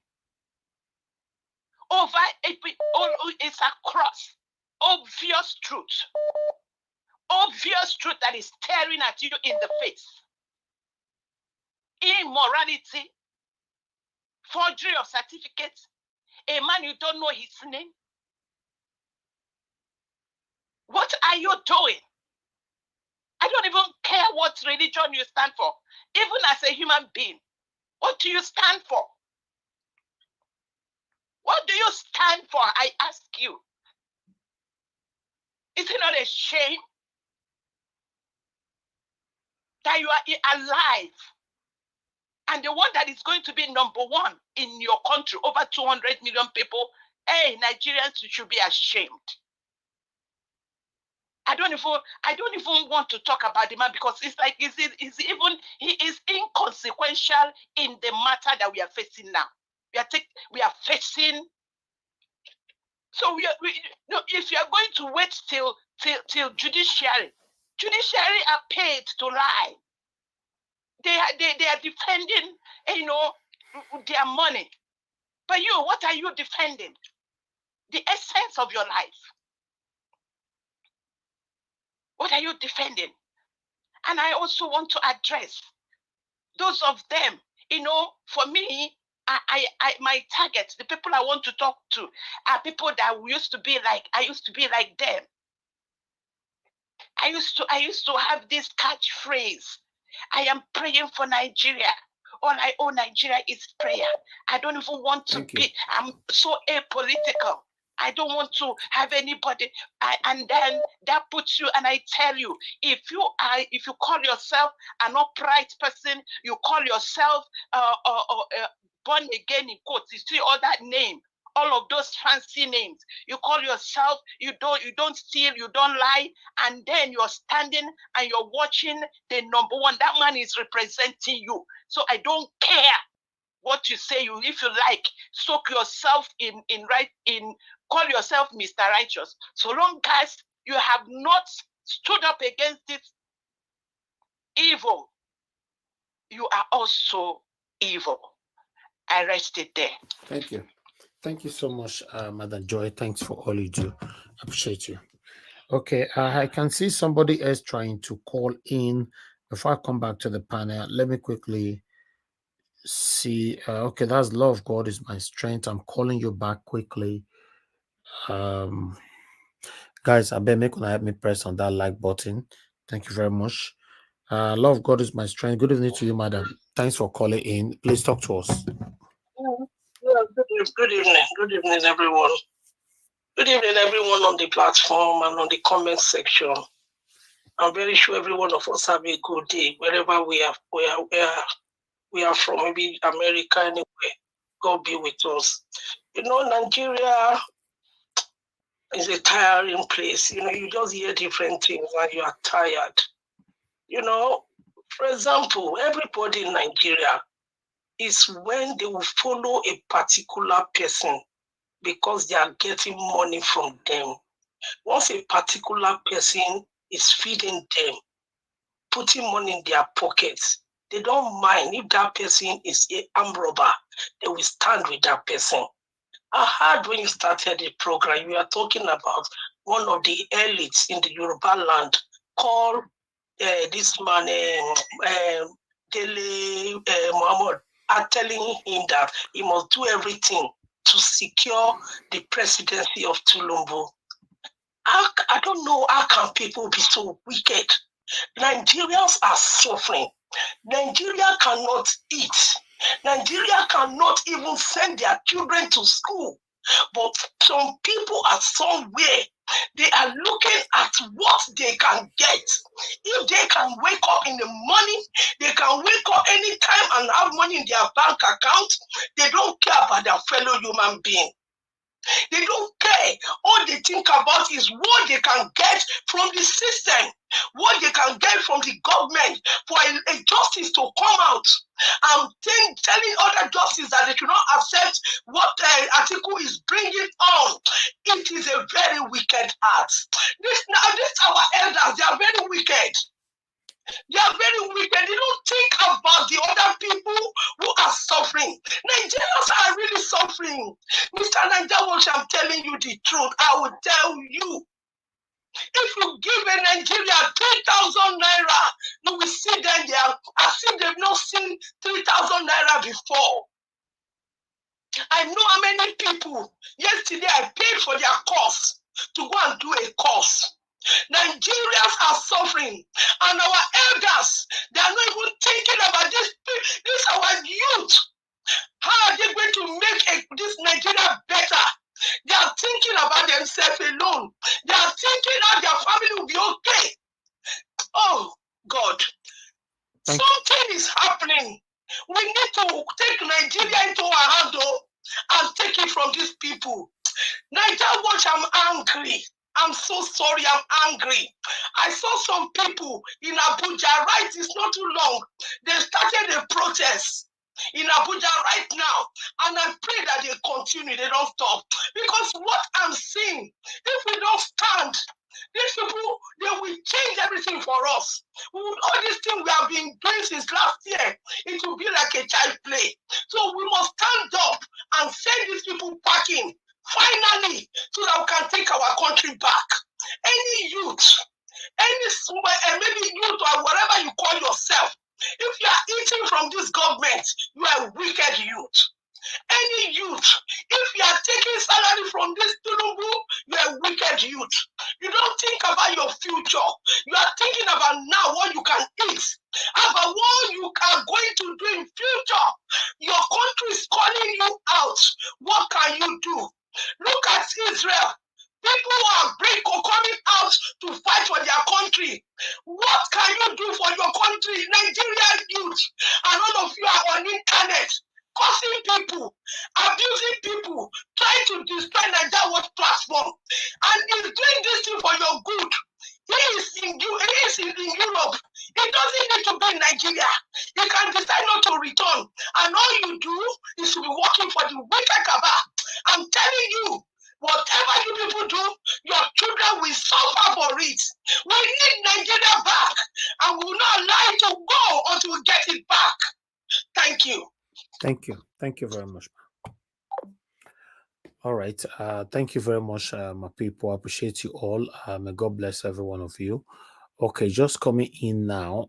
Let me quickly take this one here. Please call us. Just hold on. In fact, I need to go back to the panel after this reports.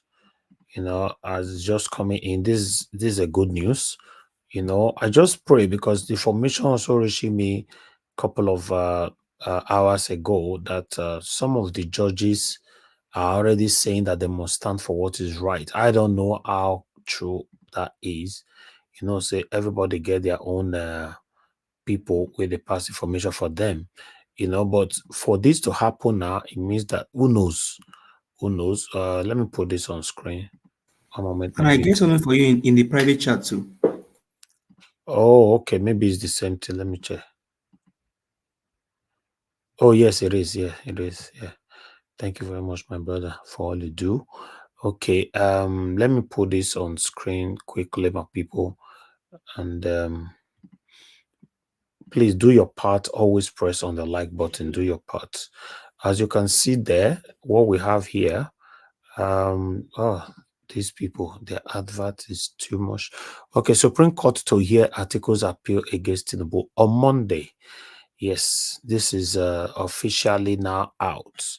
When it's speculation, sometimes we are skeptical about reporting it. But when it becomes official, then I'm confident in reporting it. The Supreme Court will commence hearings on the appeal by the presidential candidate or the People Democratic Party, Atiku Abubakar, on Monday, October 23rd, 2023. Atiku, who came second in the election, had approached the Presidential Election Tribunal to nullify the February 25th election in which the Independent National Electoral Commission declared Bola Tinubu the winner.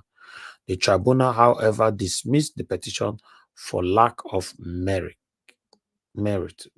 Okay, tribunal. Okay, good. Okay, dissatisfied with the lower court verdict, Atiku filed an appeal before the Supreme Court. The Supreme Court Registrar Zainab Gaba, in a notice on Thursday today, announced that Atiku's appeal had been listed for hearing on Monday. It read, "Take notice. The above appeal motion will be listed for hearing before the Supreme Court of Nigeria, sitting in Abuja on Monday, October 23rd, 2023. Unquote. And further take notice that in accordance with Order 2 Rule 1-2 of the Supreme Court Rules 1985, as amended, this notice is deemed sufficiently served on you with its left at your address of service or sent by registered post, and since the date of service by post is material, Section 26 of the Interpretation Act 1964 shall apply." Okay, that's it. So this is what we were waiting for. These are good news. I don't know about you. For me, it's a good news for me, even though I don't trust anything in Nigeria, but it's a good news. It's a step forward. Let's continue to do this. Who knows? Our judiciary might end up standing with the people, at least for once. Let us stand with the people. Thank you very much, my people. I appreciate every one of you right there. I'd like us to continue to talk. Let me call on the next. I'm here now. I heard when you called me, but I just stepped out. But I'm here now. So. Okay, you're available now. Okay, that's fine. All right, guys. Thank you very much. Please help us to share and press on the like button. Let me check on this like right now. We currently have 324. That's good then. That's wonderful. Continue to press on it. At least to do not make me talk for like. That's good. I like that. And God bless you, my people. Madam Nena, please talk to us. Good evening to you, man. Good evening, Mr. Elvis. Thank you so much. Good evening, good afternoon, everyone. Thank you all. Nigeria Watch family, God bless everyone. Person, that woman behind you that is giving you the opportunity. Then getting to the matter that we're talking about today. First of all, I want to address this man. What is his name? They say Sheikh Gumi or whatever he calls himself. You know, it's unfortunate how these Muslims, they think that they own Nigerians. I don't want to say the Northerners. Because I know it's not all Northerners that think the way he thinks, and most of the Muslim island, they want to believe it's not all the Muslims that think the way this man thinks. This fanatic that thinks he can come out to speak the way he speaks. First of all, who told him that Wike is even a Christian in the first place? Somebody can stay here and argue with me. After all, he's not a Muslim. Because somebody is not a Muslim doesn't mean the person is a Christian. And me, I don't want to believe that because somebody was born maybe in a Christian environment or a Christian family automatically makes you a Christian. So the idea of a Christian, Muslim, or whatever is unfortunate. That these are the kind of things that we've been using all these years that has been dragging Nigeria instead of moving Nigeria forward, is moving Nigeria backwards. With all due respect, or maybe with apologies to majority of people, well-meaning people in the north. If you look around, all these people that talk about maybe saying an Igbo man, a Southern man cannot be a president, or maybe a Christian cannot be a president, you ask yourself, look around, the level of poverty in Nigeria, it is worse in the north. It is worse in the north. So that area that is predominantly Muslims, it is worse. So you ask yourself, even with your religion or whatever you think you have, how much of it have you used it to impact the life of your people? So you see that even whatever they claim to be their religious affiliation or whatever, they simply use it to perpetuate nothing but wickedness, even among their own people, to their own very people. What in the world is he coming out with this? I mean, it doesn't even make any sense. Like, I think it was Mazam Ahmed that said it. You know, if he's coming out to say, oh, we will not allow this because Wike is this, Wike is, I can understand. But bringing religion into it, I mean, it does not make any damn sense at all. It just does not make any sense. Wike is, as far as I'm concerned, Wike is a horrible individual.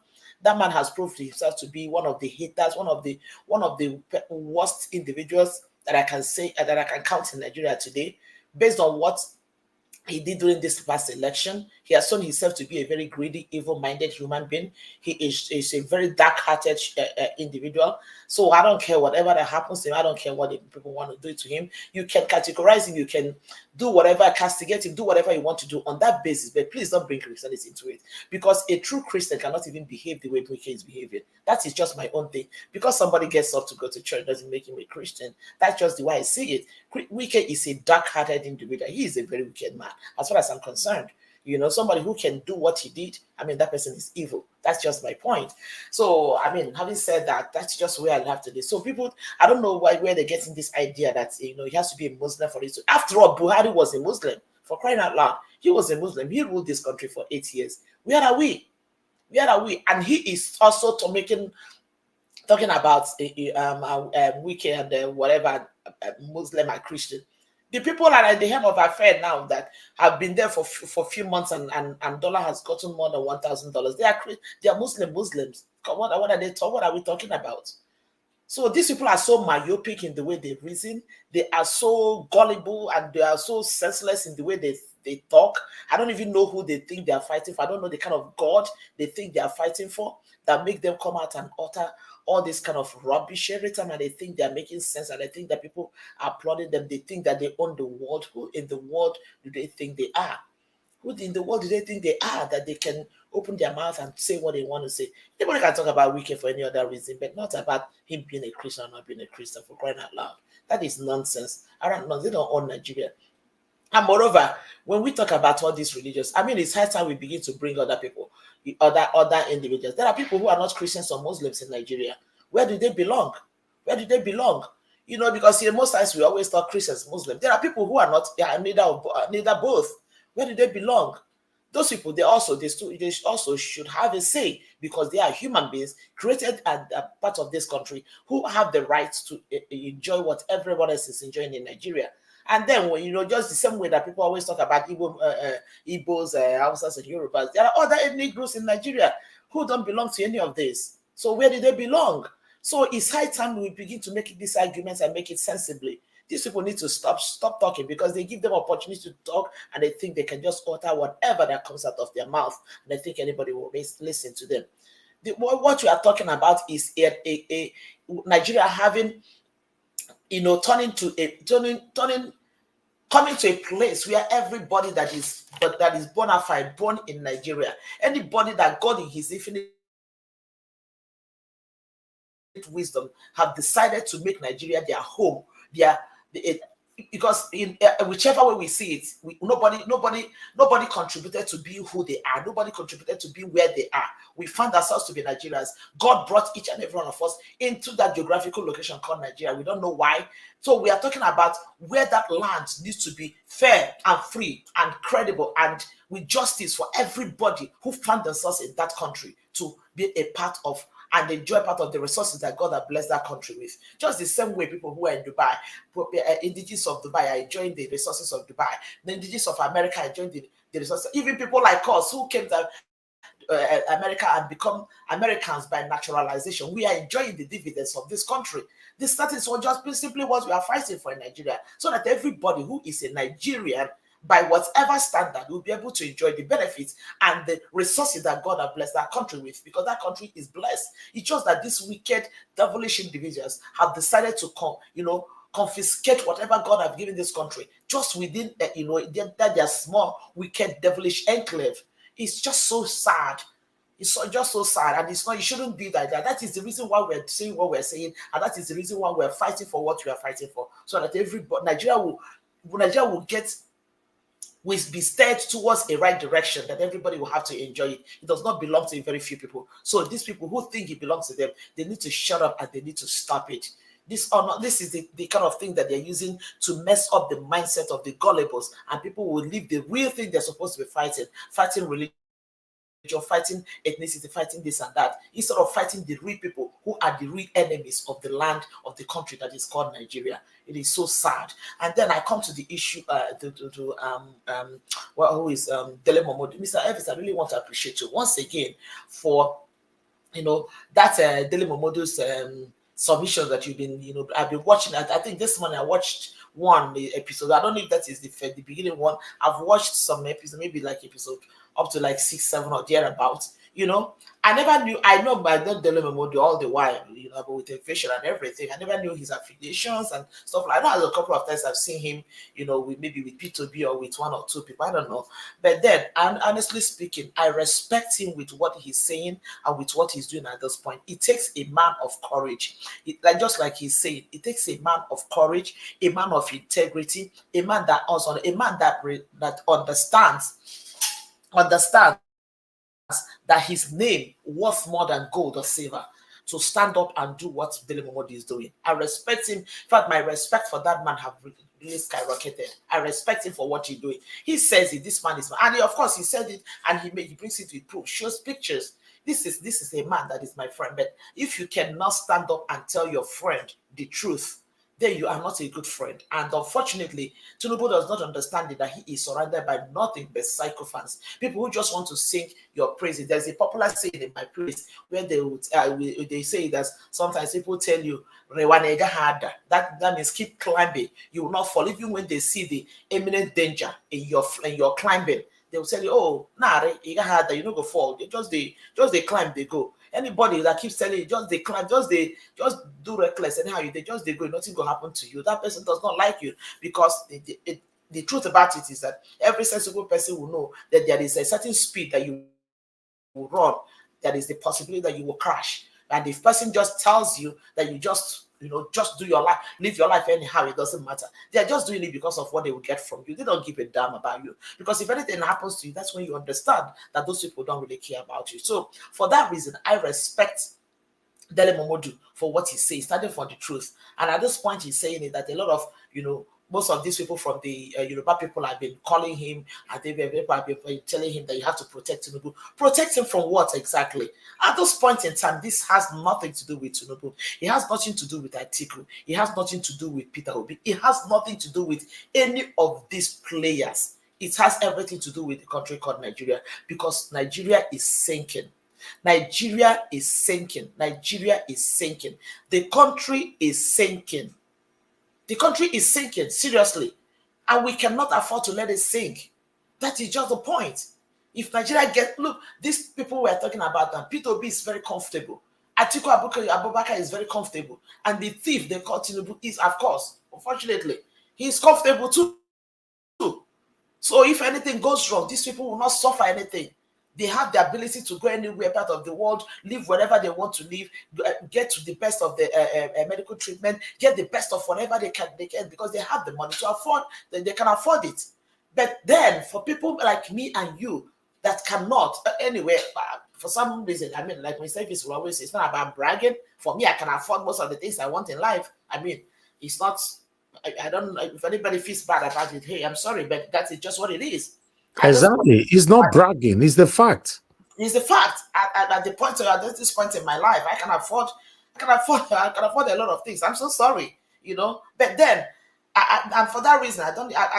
If I decide not to do what I'm doing, I mean, it wouldn't hurt me. But at the end of the day, we are still talking about protecting that country, so that even us, when we decide to go to Nigeria, when I decide to travel to Nigeria, I travel with that rest of mind. I travel with that, rest of mind, that nobody will look at me and nobody will come after me because they say, oh, these days, it's so sad. Remember the last time I went to Nigeria, from the moment you come to the airport, that's what always tell me, by the time you get to the airport, as soon as you get there, remove all the tags from your box. Even driving from the airport, going home, you want to remove your tag, because you don't even want the police to see the tag on your box, know that you just came back from Nigeria. How do you even move in a situation like that? Then by the time I get you home, you see myself walking around the street with bedroom tape, because you don't want people to have the slightest inclination that you came back from abroad. How do you even live in a country like that? It's so sad. It's not like one goes there to be flamboyant. Sometimes people that stays on, when I'm walking on the street with them, they look more more dressed, more flamboyant than me. I try to hide myself just because you're scared of. It's not supposed to be like that. That is the reason why we do what we do. The country is terrible. The country is in a bad shape. Things needs to change in that country. So for anybody that wants to stand up and speak the truth at this time, you are doing a lot if you don't even understand it. But if you still decide at this point in time that you have to be on the fence, shame on you and shame on the generation that you will come after you. It is so sad.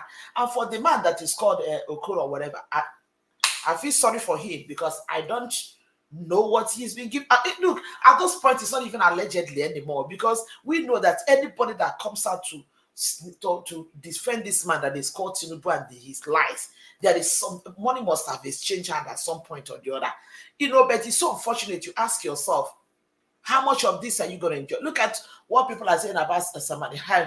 Honestly, it's funny, but it's not funny. Yesterday night, I had the opportunity when I came back from work reading about Samani with his whatever that is going on with him, and somebody wrote something about. He said that Nigerians, women in Nigeria should say prayer. My brothers and sisters, I was reading prayer. I was cracking up. I said Nigeria is the vexel. You can see prayer for this man. Hey, people were praying the kind of prayer. I will laugh and laugh and laugh and laugh. Somebody say, God, please do not let him buy. Just leave him for 30 years. Let him be spending every single money that he has gotten. Let him be spending it on this sickness. Let him, even when the death call, I beg, make the dog get far away from me. Making that life be like vegetable. If you need to see prayers, how can you, at some point, I was showing it to my husband. My husband said, will you even read it? I said, whether he reads it or he doesn't, somebody who knows him will show him. Look at how do you even feel that they brought up a case about you, that people should pray for you, and you read all these kind of things about you that people are saying about you. How do you even feel? And it boils down to what we say and what the service will always say here. What kind of name are you living? What legacy are you living at the end of the day? You have those millions in the bank. You have those mansions and everything. You have all this, but at the end of the day, you don't have, people just despise you with everything in them, to the point that they say, pray for this man, he's not feeling well. And people started prayers. People's prayers are like, hey, Jehovah, this I say Nigerians on the way too. People, you need to see prayers. I say, can you imagine where this man sits and, honestly, sincerely reads these things? I tell you, that man will collapse. If he has conscience, he will collapse even before he reads. By the time he reads 2 or 3 of the prayers, the so-called prayers people are praying for him, he will just say, I beg God, just collect me. It is so sad. At the end of the day, the money, the millions, the whatever it is, how far will it lead you? How far will it take you? It is so unfortunate that at this point, people are still not thinking. These people are not thinking. Of the Okoro man or whatever he is, let him be doing what he's doing. We Nigerians, we are sitting and we are looking at him. Let him continue his pressure. Let him continue his manipulation. Let him go ahead. Let him go ahead. Nigerians, we are watching. As for Tinubu, it's unfortunate that this man and his people don't learn lessons. He made a move with something as small as Chicago University. He could not get through. What makes him think that FBI will listen to him? What makes Tinubu think that FBI, CIA, and the IRS, what makes this man even think? You went to Chicago to stop common paper, common certificate. You could not get through. What makes this man think that FBI will stop? These people are so... I don't even know who is advising this guy. I don't know who is talking. I don't know. Anyway, the lawyers are just making their money. Of course, we see the concern them. Money go to the internet. But it's so sad. And I just need to understand that... Please round up 1 minute, man. Thank you. Yes, I'm almost done. That whatever money that these people are wasting on these useless, senseless ventures that will not yield any fruit is taxpayers' money. Look at since they came in, how much have they contributed to the growth? What is that thing that has even given you the slightest idea that these people are going to do something that will change Nigeria? And I want to close with this. I saw a very disgusting picture. What is that disgusting picture? That 3 senators and this lady that I thought that she has some brain that calls herself Beta Edu, taking picture with 25,000 naira check. Honestly speaking, to me, that picture was very shameful. 25,000. She has the guts to open her teeth. She will go home and be clapping for herself that she's giving Nigerians 25. Why in the world did they even get the idea that dashing people money is going to world abuse a nation? It is so unfortunate. Nigerians, wake up. We really need to do what we had to do to get this nonsense, with this madness and this apparition in Asoro. We really need to do what we need to do to get them out. Thank you so much, Mr. Egis. God bless everyone. Thank you, Madam Nena. Thank you very much for your submission, your passionate delivery all the time. Yes, I just hope the people, the Nigerians in Nigeria, can wake up in the next couple of days. You know, it's not up to them. Thank you very much, everybody. Press on the like button, my people. Press on that like button. You guys have done so much today.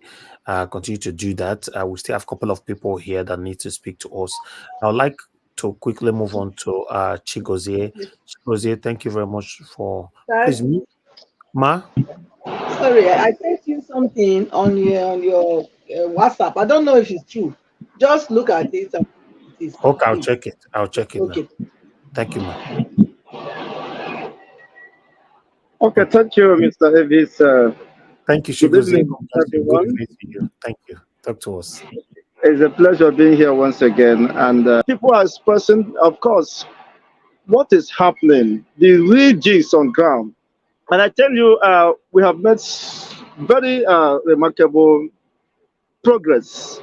Yes, you might not be observing it from there, but it takes courage and, of course, commitment for somebody to stay here and talk about the Nigerian issue, not just because you are in diaspora. Most of you might not express yourself in this manner if you are at home, because some people are even scared to express themselves sometimes when you take the camera to them.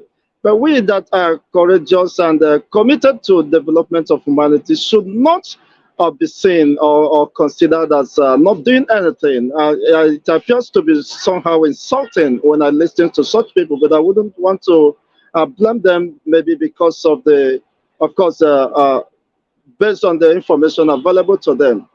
We have created that awareness. Just for instance, you cited Gumi, Sheikh. You don't understand that Gumi is just a spokesperson. Before he come out to make such assertion, they would have discussed it within the northern, of course, political elites platform. This is just a projection which represents the interests of the north. He is just there to say it. Otherwise, he wouldn't have. He would have been picked up by the security operative, the DSS. You have not asked yourself, why is it that with all this of course, hate speech or whatever, divisive speech, nobody have come to question him. You see, if he is not backed up by some heavyweights, he would have been picked up several times or long ago. So these are things we that are here, we understand what is playing out. So for him to have come, it's just a projection. He's just there as an errand boy. He's being used by those political allies who want to protect their political interests or whatever they think is they are trying to lose by having Wike and every other, of course, interests around them. So we are here, we digest, analyze, in-depth analysis of what is happening. What you might not even be here to know what exactly is happening. But we make research, we make our findings, we follow up things. Just for instance, during the elections, I said that you are complaining about Buhari, but Tinubu will be an apology without any apology to anyone. I said it, that you have not seen the worst. Instead, what is playing out, I have been vindicated, I've been justified. So for somebody coming to somehow insult our intelligence that we are not doing anything, I mean, well, maybe I wouldn't want to blame you. But the reality is that Gumi is representing certain northern interests. That's why you could go free talking all this rubbish and this and get away with it. But if it's an ordinary person who, of course, is not within, of course, the power brokers doesn't have their backing, they will pick him up, even by just slightest provocation. So that is, you should understand where Nigeria is treated to us, and I'm very happy that everything is happening. But you might not see certain things, of course, that is about to happen. But I'm so much happy that, of course, they will start fighting themselves, and that will be to the salvation of the masses at the end of the day. So whatever is happening now among them, this is infidel and all that, who is not suffering? Even the Muslims, are they not suffering? Then if your own religion cannot guarantee your human dignity, the sacredness of human life, then what importance is that confession or profession? That is madness. So these people are neither for God or for any man within Nigeria. They are only to protect their interests, and they go all out to get that. You see, trying to whip religious sentiments. Even Gumi, how many people are dying within, of course, the Northern Hemisphere? How many out-of-school children are there? We have billionaires from the north who are oil moguls and that. What are they doing to salvage humanity? I mean, to alleviate their own people from this unfortunate mishap, economic mishap? Nothing. Then when it comes to fighting for their interests, they will use religious sentiments and, of course, to deceive the gullible ones, not just people like me. You see, we understood what is playing out. They are not here to protect anybody's interest. They are not there to protect the northern interest or an average Muslim. They are there only for their interest. They know that their interest is jeopardized. So they are just using religious sentiments. Look at an infidel. Look at what is happening. Even the Abuja is not secure. You see, when there is casualty, it involves both the Muslims and the Christians. The hunger on the land also affect the Christians and the Muslims. So have you seen him coming out to condemn the radicality on the part of the government or those senators and all that? Because he has his own courts of whatever cake that is being shared. So he is there to protect his interests, and I commend the efforts and the gallantry of Mahmoud, Dele Mahmoud. Of course, I have known his antecedents before now, and he's doing pretty well. That is what everyone should, of course, encourage and do whatever he can within his reach to support those at home. You don't know, I might be, after this submission, I may not continue because of certain reasons. Please bear with me. But the question I want to make, I told them that I have no confidence in the electoral process that I have seen, I have digested, and by strict regiment of university studies, I'm a physical scientist. So I understood the importance of hypothesis observations. You see, and from there you can draw your inference, make your precisions. I understood that Nigeria was not designed to succeed. And these hungry, power-hungry monsters, of course, we do everything within the. I have studied the configuration. I know that Mahmoud Yakubu is not somebody that could be trusted with such responsibility. In as much as he remains there, of course, he's a flaw. It's just a total effort in futility. And it plays out. Some people say, you are always pessimistic. Nothing about pessimistic. These are realities. But it doesn't matter how long you keep denying them, they'll keep on staring at us. But where are we today? Look at the tribunal and all that. They are just a waste of time. After all the plethora of evidence submitted, you see how they treated it? They discarded it with such ignominy. It is quite unfortunate, ridiculous, that people who call themselves judiciary could not interpret the basic principles of law, the Constitution, the condition that needed to be met, and to decide whosoever emerges as the president of Nigeria. And of course, it's a rep to Constitution, it's a rep to democracy, and democracy ceases to exist. So for some of you who still believe there is democracy in Nigeria, that is of course, a bygone. There is no democracy. We're in the state of anarchy. But unfortunately, most people are not understanding what is playing out. This is a state of emergency. It's just an extension of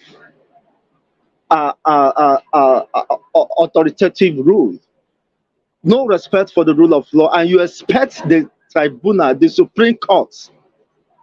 Well, unless God will rain down fire and brimstone on that day, but if they are alive to get there, well, I may not expect anything different from what is playing out. Not until we address these fundamental issues. The fundamental, foundational problem is what is, of course, keeping Nigeria in the state of motionless. You see? And in as much as that foundational issue is not addressed, it doesn't matter who gets there. You see? We keep on this, making this endless rhetoric. So what our focus should be beyond this time. What should we do? Because everybody is banking on the Supreme Court. But you shouldn't have more hope on them, because you might be experiencing the greatest shock of your life. Just watch and see what will play out. Well, I'm not ruling, of course, the possibility of this judiciary getting it right, as you rightly submitted, once for us in a lifetime. There is that possibility, but to some larger extent, with the configuration, with the system here, I mean, I don't believe in that system called judiciary, which people say that is the last hope of humanity. Which last hope? When the last hope is dashed, what is left is the critical mass, the people's movements. So whatever you can do to encourage people, for those who are in diaspora, you have Nigerian embassies. Why not flood those embassies? Let the world watch you. Why are you aggrieved? Why are you protesting? What are you protesting? What led to that protest? You see, you can't continue to watch. I expect people here, we are, of course, financially bankrupt. There are certain things you may want to undertake, but because of the financial constraints and all that, to get people, we are talking and things are happening. And we have made remarkable progress. Visit, if you're in UK, America, visit the embassies, mobilize yourselves. You see, stage 2-3 days protest concerning these nagging issues. Let it be on record, on international scale. By that, you will make an impression, not waiting for people to, before everybody stand up here. If it doesn't stand up, it's your own. As if Nigeria is no longer whether you are naturalized in the US or all that. My father's grandfather's graveyard is in this part of the eastern part of this country. So you should not in any way think that whatever happens to, even though you don't have people here, you should be moved by, of course, that humanity in us. It's about humanity, as is not obtainable in most of the regions where we reside. So those people fought for themselves. They never waited, of course, for foreigners to do that. So if you are a Nigerian privileged to have left this hellfire, that is the center of hellfire in Nigeria, where you have 133, more than 150 million of Nigerians as at now is multidimensionally poor. Some people go to bed without having anything to eat. And they are waking up the same morning tomorrow without any hope where their meals should come from. So this is the passion and the pain that should drive us, that should keep us, our eyes on the ball until we get it right. For me, I don't believe in the indivisibility of Nigeria. If Nigeria is not working and it has never worked, why not dissolve this entity? Let every region manage itself. That is what some people are afraid to say. And that is what Mazi Nnamdi Kanu represents. But today he's been held under DSS dudgeon because of saying the truth. The truth that Gumi Sheikh refused to say. Rather, is promoting ethnic and religious sentiments and bigotry. But this man said, I believe in humanity. I want my people to enjoy life, to enjoy democracy. give them road, give them basic amenities. Then, of course, the agitation will die down. But the Nigerians refused to do that. The same thing led, of course, to the civil war. Those issues that culminated to Biafran, of course, civil war has not been addressed. Unfortunately, the evil we failed to address has turned to become a monsters. And you're still blaming the younger ones this time. If our fathers have fought for that and stood their ground, Nigeria wouldn't have been what it is today. But we keep on, of course, the older ones keep on blaming the young. Why they are responsible. Of course, as Sheikh said, they are wasted generations. You see, they failed Nigeria. Otherwise, Nigeria wouldn't have been what it is today because of the negligence and the ineptitude on the part of the forefathers or the elder ones we are looking up to. So, but it has gotten down to us, and we are finishing the fight. We are not fighting to finish. The difference between fighting to finish and finishing the fight, when you understand, of course, the art of war, you strategize, just like what happened at the Lekki toll gate. When people came out with placards singing the national anthem, they were shot by these irresponsible people. You see, and up to today, they have not been able to single out the perpetrators of this wicked, heinous crime against humanity. Where hundreds of youths were shot, you see, with live ammunitions. Where on earth does that happen? You see, we expected, of course, this tempo to be sustained, but we understood that it's only revolution, whether peaceful revolution or bloody revolution, that will dislodge these people permanently. And this is inevitable, whether I like it or not. It's not about my submissions, but these are realities. When you study humans, of course, evolution and development, there comes a time when at the breaking point, at the hidden point, you can't stop the laws of nature. It will take it us naturally, whether you are there or not. A time is coming. Of course, the answer is just a signal that was triggered. The time is coming when those politicians who refuse to touch lives, who refuse to impart humanity, having been given such opportunity, will remain relevant. Watch them, they will not have any trace of greatness. Greatness is all about service to humanity. Greatness is that making life better, your world better than how you met it. Yes, the wrong has been done, the damage has been done. We will not continue to blame our elderly ones, yes, for what they failed to do. But the audience, of course, we are saddled with the responsibility to confront the realities of our time. What we needed, of course, is your encouragement and support in any way you can.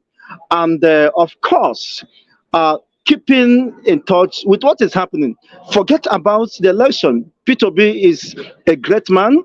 He has the passion, he has the drive. But will not be given the opportunity because of the corrupt system. And because of this corrupt system, the wicked strive. The wicked, of course, does whatever he can and get away with that. You can imagine the judiciary with all your exposures and studies and that. You will only reduce yourself to such a mockery. You see, being induced. And look at people are praying. I would also pray that it will never be well with the wicked. That is what the Bible says. It doesn't matter who is praying the contrary, but that is where we found ourselves. Thank you so much. Thank you, Mr. Shigozie. I appreciate you. To be honest, your voice is gradually going far now. You've not been long with us here. This is what I wish for, I call for. I call all Nigerians to come out and speak truth to power. It doesn't matter anywhere. If you cannot join us, you have a platform. Everybody have a platform on social media. You might not have enough followers, but everybody have a platform. If you're watching me right now, you're watching me from a platform. If you're watching me from YouTube, is your own platform. You can make video and upload it there. Big bloggers, big platforms can pick it up and let it go viral. That's how it works. All right. So please let everybody continue to speak. It's very, very important now. Don't lay back or try to reduce yourself because you don't have enough followers or you don't have anybody watching you. No, do video, post it, send it to us, send it to anybody that you like. It doesn't have to be us, anywhere. You know, Tunde not the other day came to pick our video and he posted it. Second time again, he came the other day to pick again. Thank you, Mr. Alex. I can see you already. He came the other day to pick our video. You know, Gossip Me also pick our video some time ago. That's how it works. These people that I'm mentioning right now, they are bigger than us. You know, we are also bigger than some people. You that is listening to me right now, you're also bigger than some people. But just say something. You're not sure what will go far. And apart from that, you're not even sure right now who is listening to you. That's the funny part of it. When you are giving your submission or you are writing on the comment section, one thing I want you to have in mind is that who is reading my comments? Who is listening to my voice? Don't focus on the people you can see. Always focus on the people that you cannot see. Okay? Let's continue to do what is right. May God bless every one of you. Thank you so much. Thank you so much. Please, I want to take my leave. And before that, we want to, for those politicians, anybody asking them to do the right thing, have their interests at heart. Because when you create an egalitarian society, you will not be talking of SUV bulletproofs. You see, I have watched the Mexico mayor or whatever they call him, walking on the street with bike, riding bicycle to office. So if they create an enabling environment and everybody feels relaxed and better, relatively better, and the rate of crime will reduce. Imagine China with 1.2 billion population has the lowest crime rates compared to Nigeria that is just a fraction of 0.2. You see, Nigeria is, if not the second most corrupt country of the world. Thank you so much, esteemed comrades. Good night. Good night, my brother. I appreciate you. Chigozie, God bless you. Thank you. Yes, if Nigeria is not even number one, safe, if it's not even number one, the most corrupt country in the world, I beg me, I don't know at the moment now. I don't know any other country will carry number one. Because they are saying if we be number two, we'll be number one then. Which country corrupt past Nigeria? I want one of the panelists to answer this when it gets to your turn because I want to know because me, I think say we'll be number one. You know? What of IT? All right. What about IT? Where's that? All right, let's move on. Thank you very much. Thank you. I would like to call on the next person to speak to us, Mr. Edwin. Mr. Edwin, thank you very much, sir, for joining us. Thanks for your patience. Please talk to us, sir. Good evening to you. Mr. Edwin, are you there? Yes, so good evening, Naija Watch. Thank you very much. I appreciate you. I appreciate everybody. Fellow panelists, comment section, I say good evening to every one of you. Thank you, sir. Naija Watch, may God bless you. Continue to help you.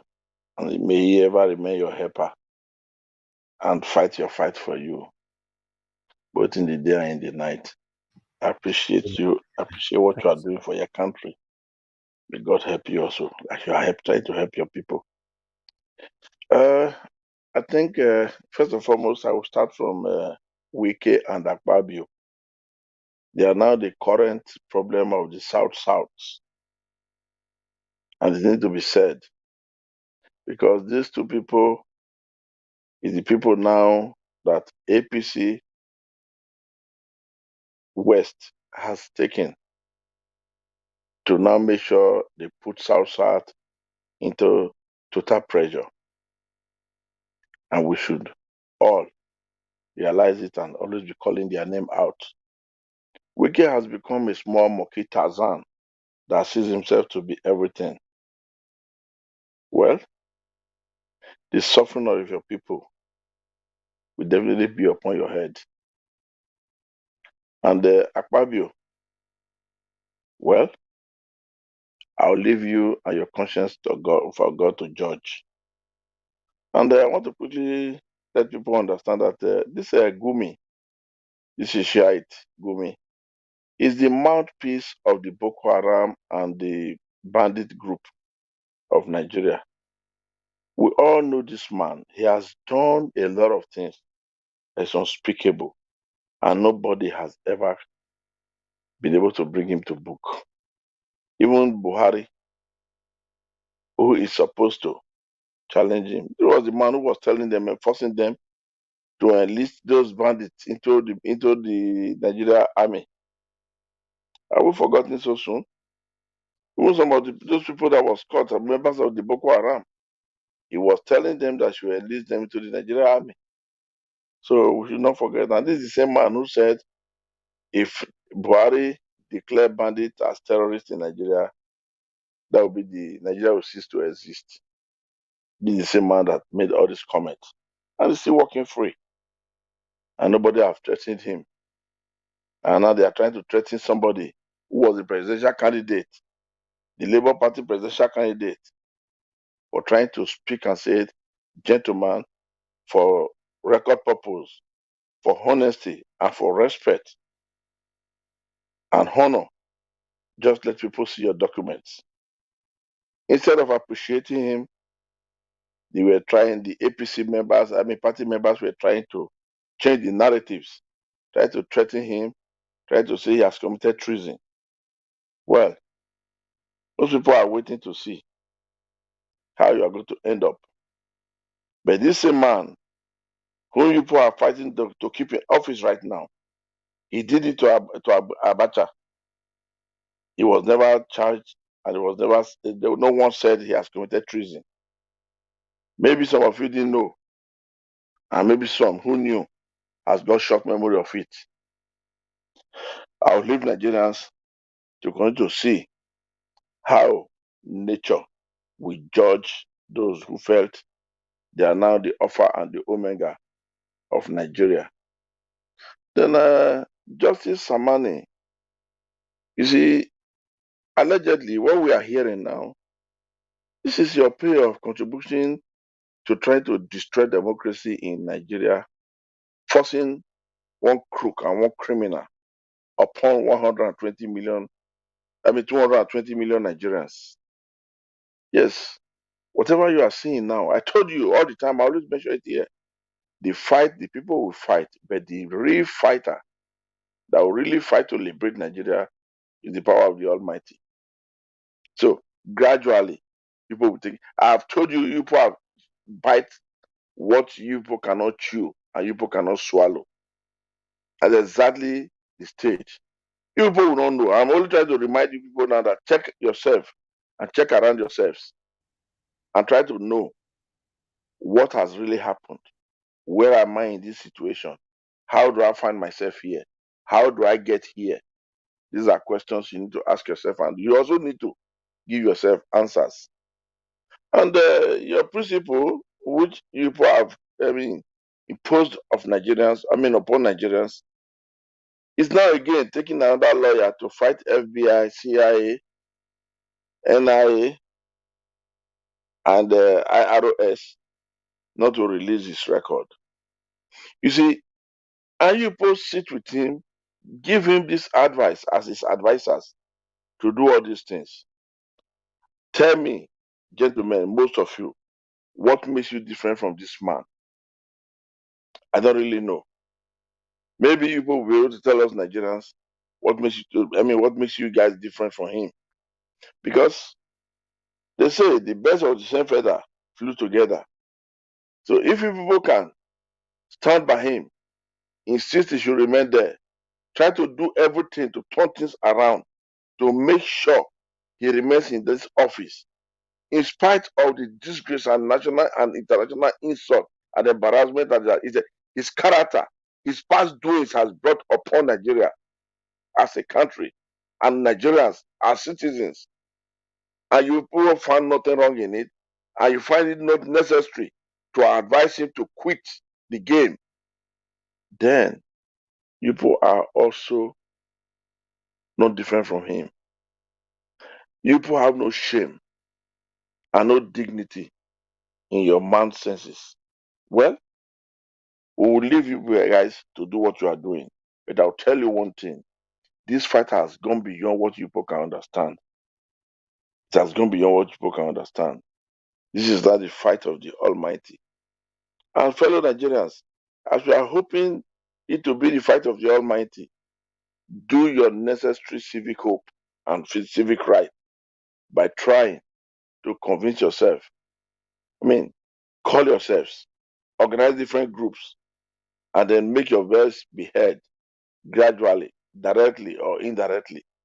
It has come to the time that this is what we need from now, so that we can be able to let the Supreme Court justices, those people that is going to be picked to now be on him of affair to decide this case, so that they will now be able to have some messages in them, implanted in them by Nigerians, so that they can think, if only they are there to think. Because some of them, like I will always say, they are already deaf and dumb. They can only become Nigerians if only they've been able to see beyond the tip of their nose. As long as they don't see beyond that, I'll tell you, they will remain and they will be equivalent to those who are deaf and dumb, who are already irrelevant to every society. And then the vaccine issue, please, ladies and gentlemen, fellow Nigerians, brothers and sisters back home, stay clear of this vaccine. Nigeria and Africa land will not be a land where they will not go and experiment their various vaccines. Please do this for yourself and for the entire society. Let Nigeria and Africa soil not be land where they will now carry out experiment. I will use from there. Thank you very much. Thank you very much, Mr. Edwin. Please, if I may ask, what's the vaccine all about? That's a very good question. But from what we are hearing, they said is to clear cervical cancer. That's what they said. Exactly. They forget. They said it's to clear cancers. It works against the breast cancer and the pelvic cancer for women. That's from under. You understand? Well, is it not a good thing? Okay, no, wait. It's just like what you are saying. If it's not a good thing, yeah, we will say it's a good thing. You realize that normal pills, which is the so-called prevention pills that they are taking, most of them that they take to Africa, there's a way it was done that it also helped them as pilling. But the more they take it, the more they can never be fruitful. I mean, produce fruit. Anyway, it's a way they are doing all these things, and it's a way to block Africa from increasing their numbers. Having more population, right? Yeah, that's blocking numbers now, increasing numbers. Can I say something about this issue of this vaccine thing that people are talking about? Yeah, you are only 1 minute, please. Only 1 minute. Okay. My thought about this thing, I've always heard this thing, and most times when this issue of vaccines come out, you always emanate from Nigeria, from maybe Nigeria and Africa. I remember even when the COVID vaccine came and different, every time that this kind of stories always come out of Nigeria that they want to give, they want to reduce. Oh, my 1 minute is over already. No. I said, okay, go ahead. Yeah, they always come up with this thing but my thing is this. I know here they give that HPV vaccine to prevent cervical cancer. I know they do it here. I have teenagers, they all got it. So I don't know this one that's coming out from Nigeria. My point is this: before Nigerians begin to say, please don't take, or they want to reduce, because this story about reducing population, I've heard it many ways. It's always coming from Nigeria. So please, look, HPV is a good vaccine. Cervical cancer is real. You understand? So it's important. That's why I was asking. It's important before we make. It's not always coming from Nigeria. Okay, it's something that it is actually true. That this is the agenda. It's an agenda. So if you like, anyway. It has never been. Gentlemen, listen. At times we don't need to argue. So we cannot. You know what? Listen, Madam Patricia. Doesn't mean that everything is right. Yeah. Madam Patricia, you know what? This is a very simple thing. You see, most things these people do, they don't always want to be open to it. A very good example: go in Google, ordinary YouTube. Say, what is the spread of HIV in Africa or AIDS in Africa? There's an open CIA agent confession to that. then you go and hear what they can do to Africa. Anyway, this It's just like that. conversation is becoming too sensitive. Let's skip it. Thank you. Thank you very much, my people, because I remember during the time of COVID-19, we were hearing a lot of things like this as well. Me personally, I took my COVID-19 vaccine, 1 to 2 or 2. I took in the UK and all that. So, yes, we normally hear some people say that injection, when they give it to you, they want to use it to wipe people away and all that, blah blah blah. For me, it might be true, it might not be true, but let it come from a verified ground rather than speculation.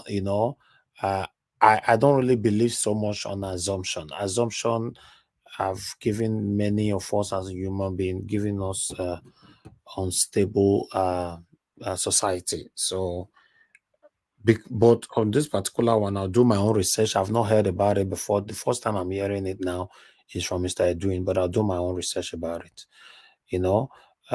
Thank you very much, everybody. So let's continue with the information that we've provided today. Thank you very much for calling in. Good evening to you. Your name and where you're calling us from. Hello, sir. Thank you. Thank you. Your name and where you're calling from. Good afternoon. Good afternoon, madam. Elvis. Yes, sir. My name is Tammy from Chicago. Okay, go ahead. You have 2 minutes. Thank you. Yes, and I want to talk about the vaccine. No, we don't want to talk about the vaccine, madam. I don't want to. It's not the topic. I don't really want to talk about it. I want to ship it in. Okay, if you don't want, okay, bye. Yeah, I'm so sorry. Sorry about that. Please, nobody should call about this vaccine. It's not the topic. We have a topic here. I don't want us to be down. Diversion. You see, the diversion that we are trying to avoid is coming in now. If it's a topic, we can bring it here another day. Let me do my proper research about it first. Then I'll be the one to present it to you guys, not what somebody contributed, from the panel and all that. Mr. Augustine, can you hear me?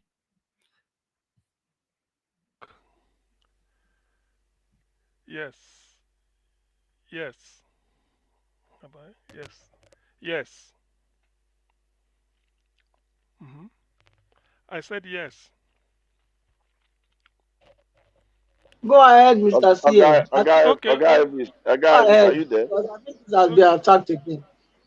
Okay. Maybe they've attacked him. CM, you go ahead. Okay, yeah, thank you. Maybe they've attacked him. Good evening, everybody. Good evening, Niger Watch. Hey, let it not be true. Let them not attack you. Please, all protocols duly observed. Actually, I know because the situation is getting tougher for those that want Agbado. So that is the reason why all this. By the way, if you feel 8 million people or more than 8 million elected you and you have nothing to hide, why are you still campaigning, going around attacking people? Anyway, that is by the way, but they won't succeed. So let me Thank put in you, touch. Augustine. Okay, thank you.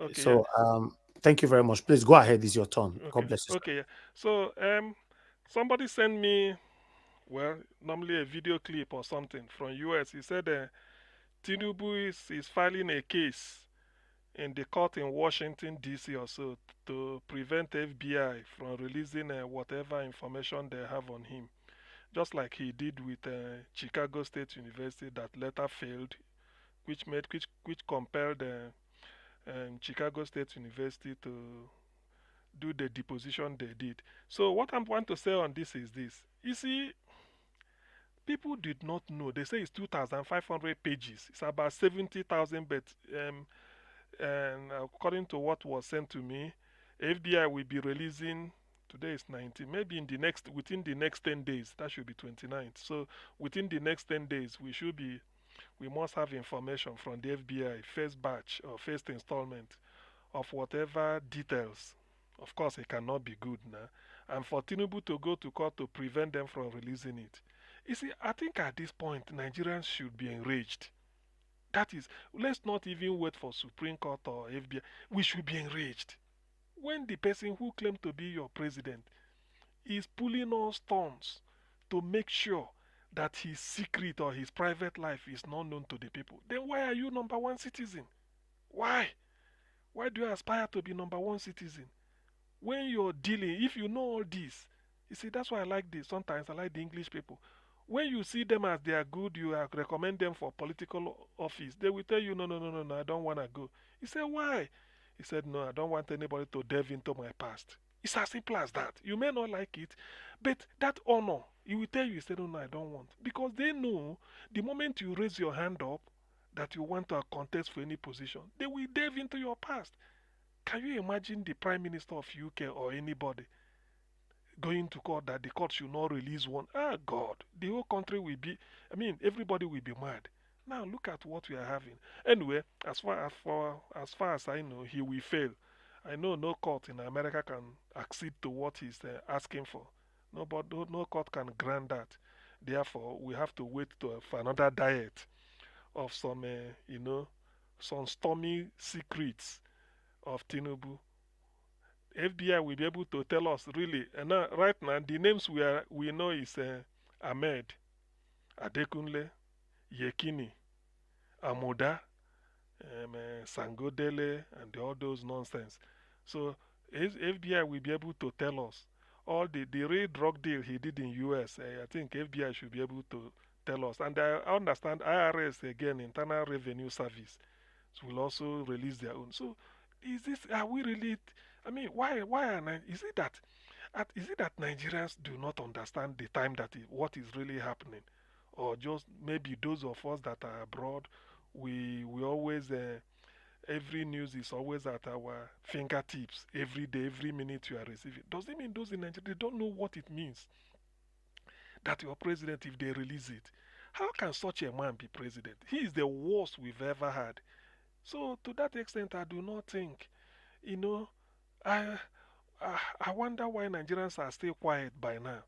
They are not disturbed that somebody who said he want to be, who claimed to be your president, forged the certificate he submitted to INEC was forged, confirmed. Now he's telling FBI don't release anything. Which means what is he afraid of? What is he afraid of? Which means the system is he knows it because it will jeopardize his whatever stand. And if he can injurious to his case, it means that he's guilty of so many things we do not know. So please, on behalf of those that are the good citizens, I will urge FBI not to entertain all those whatever nonsense that comes. In fact, let them even allow, let them even how do they call it in court? Pay damages, or maybe surcharge him and let him pay for even coming to play with the American justice judicial system. It's not Nigeria, where if you commit a crime in Medugri because you want it to be tried in somewhere in Port Harcourt, they will look for a lawyer. I mean a judge, maybe from Niger State, bring him through, transfer him to Port Harcourt just to sit on that case. After that, they will transfer him again. So look at the way we deceive ourselves. So it's really something interesting times ahead for those that care to know. Now, the next issue is this Sheikh Gumi and calling Wike satanic. Satanic Wike. Well, the thing about it is that as much as Wike might appear satanic, yes, I'm not interested in what him and Gumi is having, a running battle, if they are having. But what my interest is, what I read in the People's Gazette, where Gumi saying that unbelievers, Christians, cannot be trusted with security, that a Muslim should have it, all those not all this religious bigotry that have kept Nigeria where it is today. You see, so when people say some things like that, I feel taken aback. Not really because of the fact that I can't read between the lines, but I know that people like Gumi in the north, millions of Almajiri are following him, his teaching. So when he indoctrinates this type of nonsense, bigotry in them, that is what they will use to be visiting some of us in the south. Imagine. In that same breath, he said, you give them, you entrust them, you give them gun, you put them in security, they kill you. Is it not how they kill Sadwana? In Zogu kill Sadwana? Is it not how they buy the, what are the names? Mutala? Is that not how they buy the, who again he mentioned? it was by a stroke of luck IBB escaped. You see, when people say this, you know, you start to wonder, is there no merit? Is there, how then do you blame those that are waving a different flag? Tell me. How then do you blame? Tell me, under what condition, what moral justification have you to blame those that are waving a different flag? When somebody will be saying this openly, not that I'm not against somebody revisiting our history. The fact of what happened since 1960 to date is a historical fact. I do not dispute that. But what I do not agree with is for you to interpret the thing to suit you and then paint me in black in a very bad color, such that people I will not be a fair game for anybody who come across me. That is what I don't like. History, if you want to, Mali said, no, you want to go through history, don't tell lies. When you want to interpret it, Nigeria did not start in 1966. There have been coup since 1966 till maybe in the last 30 years or so. So if you want to go, you go. What is good for the geese? In some, if they kill, if they buy somebody here, they have to buy the other side. If you want to interpret history, that is my idea. When I read it, I feel bitter. Not that he has a say. Let me say, they said it's what is the freedom of speech? Yes, that is freedom of speech. But what if I give my own? If you don't want to, if you don't know my name, you ask me. I will tell you my name. You don't have to give me a name so that when you give me, say I must answer it. No, that is what I say no to. So when this type of interpretation and people and nobody, not even the almighty DSS that is everywhere querying people, we bring you, come and explain. Nobody is touching Gumi. These are the Rottweilers, they call them. They can say anything at any time of the day and get away with it. Nobody queries them. You feel that when let's say somebody from you that is different from, does not speak the same language with you, probably the same different culture and the orientation with you, you want to be in the same country with the person and you don't want the person to exercise power. It will only come from you. Then everything will be okay. If you give, so which means you should be security guarding me. I cannot guide you. Well, the issue is that to some of us, we've resolved that P2B, we must do everything to get him over the line. I do not wish. I've put all my resources, my energy, my time to make sure it comes to fruition. I'm not the only person. I'm only joining well-meaning people like Niger Watch Keepers. That's why any that didn't come here, I feel I've missed a lot. But we must follow it till the end. Insofar as P2B hasn't chickened out. But because I must have to, I'm not dogmatic as not to know that look, there is also always alternative in life. The alternative to live is not to live. The alternative to day is night. The alternative to light is darkness. So if they do all their shenanigans and feel that this criminal should be there, or they replace him with another Fulani man, saying that after all, Igbo man can't do anything. Look, well, they are holding it now, they can't quite all right, but freedom will continue until we achieve it. But I hope it wouldn't come to that. Because when people say something like this and you leave them, then what sort of country are we building? So we have to be going the one-way traffic forever because some people want it. By the way, I'm not that I'm a fan of Wike, but the fact that Wike became Minister of Federal Capital FCT, if you want to, if you have any beef with him, you want to, criticize what he's doing, which we all do here, you criticize it and not just to go and talk nonsense. You give them gun, you make them security, then they kill us. So what? What of the ones? What of the ones the ones they've been doing? So please, those that are cutting to that the apostles of Sheikh Gumi, they had better listen, talk to him. This is not. They are the people that will be talking one Nigeria. The greatest apostle, people that mouth it, not that they meant it. People that we start every sentence, every paragraph, every chapter, every page with one Nigeria is the people from Gumi's area. They will be telling you one Nigeria, hey, unity. God created Nigeria, so I can be a slave. Yesterday I made it known here that the white people came, took us to slavery, we did cheap labor.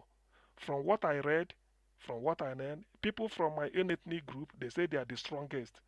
That's why they committed whatever they did in Savannah, in Georgia, U.S., because they were felt that their dignity is being trampled upon. They left. In the end, we are the strongest, according to history, the one I read. I may be wrong. Then it happened that because of a phase of human development, God said, or whoever, whatever it is, William Wilberforce and all the thing they did, they stopped slavery. Then the white man came again as colonialism, they make us a language, said, do what they did. With the help of Dr. Nnamdi Azikiwe, the great Zeke, Africa was liberated according to Mandela. Then after doing that, and now black colonizing black again. What my great grandfather put up with, my grandfather tolerated it. My father endured it. If I, their children, their son, we even endure it, it means that their generation, they've gotten a child. It's as simple as that. Something must have to give. P2B, I keep saying it is Nigeria's last chance. Whatever narrative they are bringing to it, we are not prepared for that.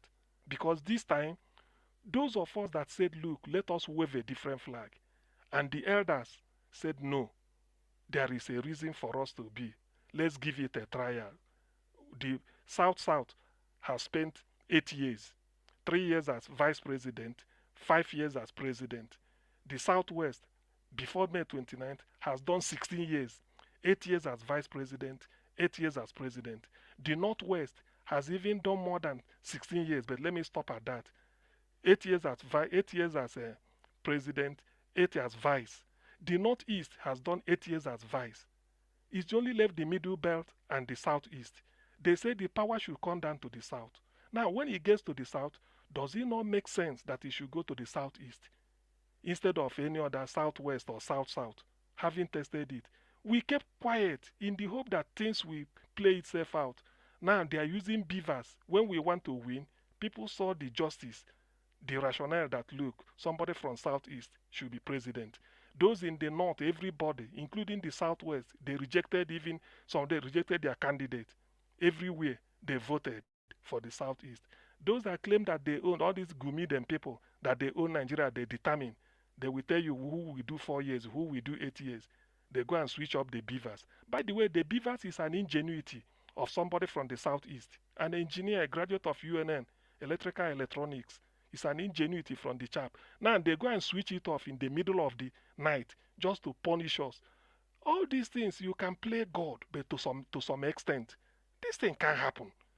If P2B fails to get this, look, you will see a different CM. That's why I'm only sounding a death of warning. But because of the fact that the collective effort of everybody to push P2B across the line is not just my own. Those that I don't want to betray anybody, because if I start to withdraw, what will people like Nigeria that dedicated the entire channel since last year do? We have to come out and encourage them. After all, it's in the best interest of everybody, including me and everybody. The real poverty Nigeria is battling is with Gumi's people, and that is why P2B came. So when they start to play all this to try to tell you that they own you, even slave trade is stopped. Slave trade, you know that then there was the world was in darkness. It stopped. Colonialism, as sweet as it is, it stopped. Now, Niger is waking up to challenge France. So why can't the Biafrans, Ndi Igbo, wake up to challenge whoever is holding their hand ransom? But the time hasn't come. I only pray that they allow people to be in the interest of peace, so that thing, the crude oil they are still enjoying from Bayelsa, they will be flowing for them, or the one they looted. Failing it, I'm saying this, failing it, because you can't play God. You are not God in heaven. You are not the God. You can never play God against anybody. Even if you will do it just for a time, and that time has passed, it cannot happen. Our case is very crystal clear, morally justified, politically expedient. So I do not see why somebody like that should be vomiting nonsense and nobody is talking to him. You have to say who will win, who will be in Abuja, who will be president, who you are going to give 4 years, where you will, later they will not talk. All those power go not. Look, I'm not afraid of you ruling yourself where you are, but you can't rule me. We suffered under slavery, suffered in the interest of one Nigeria. I lost more than 5 million of my kit and kin Every election round we are slaughtered. Then when somebody will be that, do you think we are fools? Let me end on this. What my great great grandfather endured, tolerated, couldn't do anything about. My great great grandfather, still the same. My great grandfather, then my grandfather, then my father did. When it come to my generation, IT.com, after all, internet was created by an Igbo man, Philip Emeagwali. So if we can endure this, still be under Fulani jackboot after Peter Obi's this thing, it then means that our generation is famished forever. Let me just put it that way. We are doomed. It cannot happen. It cannot. So to Gumi, I'm telling them, they like Hoshi, it cannot happen. This is their last hurrah. If they don't allow P2B to go over the line and become what he claim his mandate, if they like, let them do anything they want to do. All I know is to attend to Israel.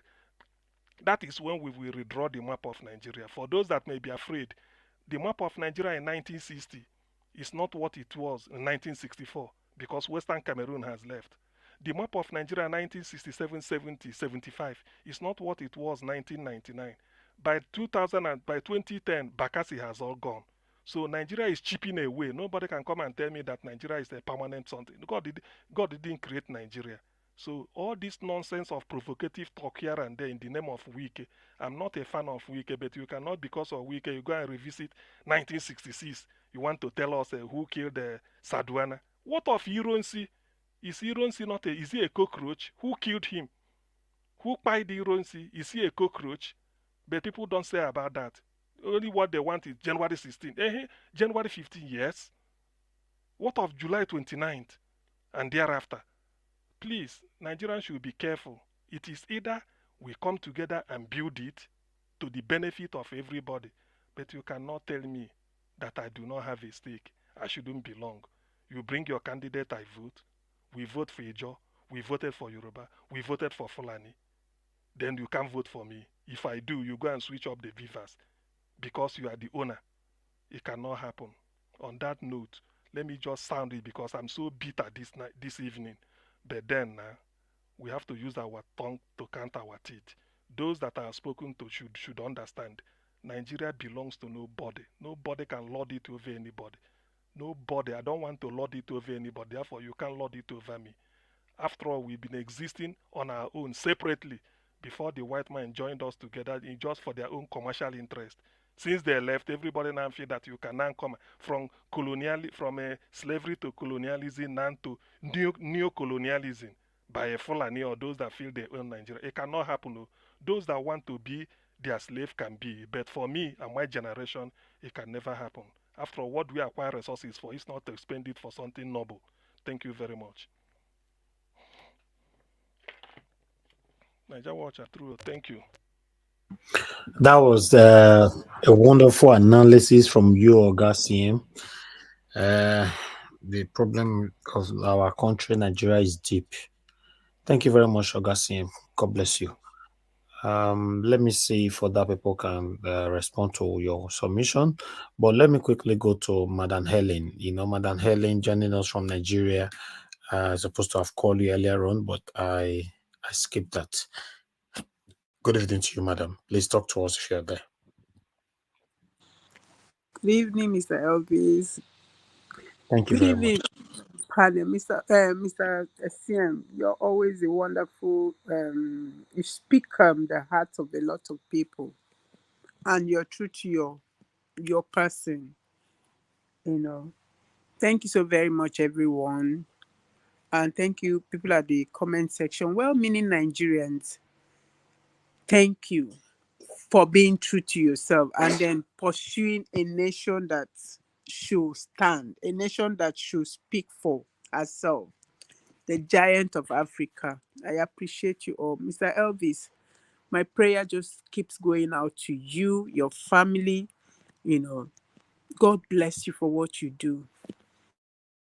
Our prayers can never be enough for you. May God sustain you and keep you. Thank you so very much for your commitment, your dedication. A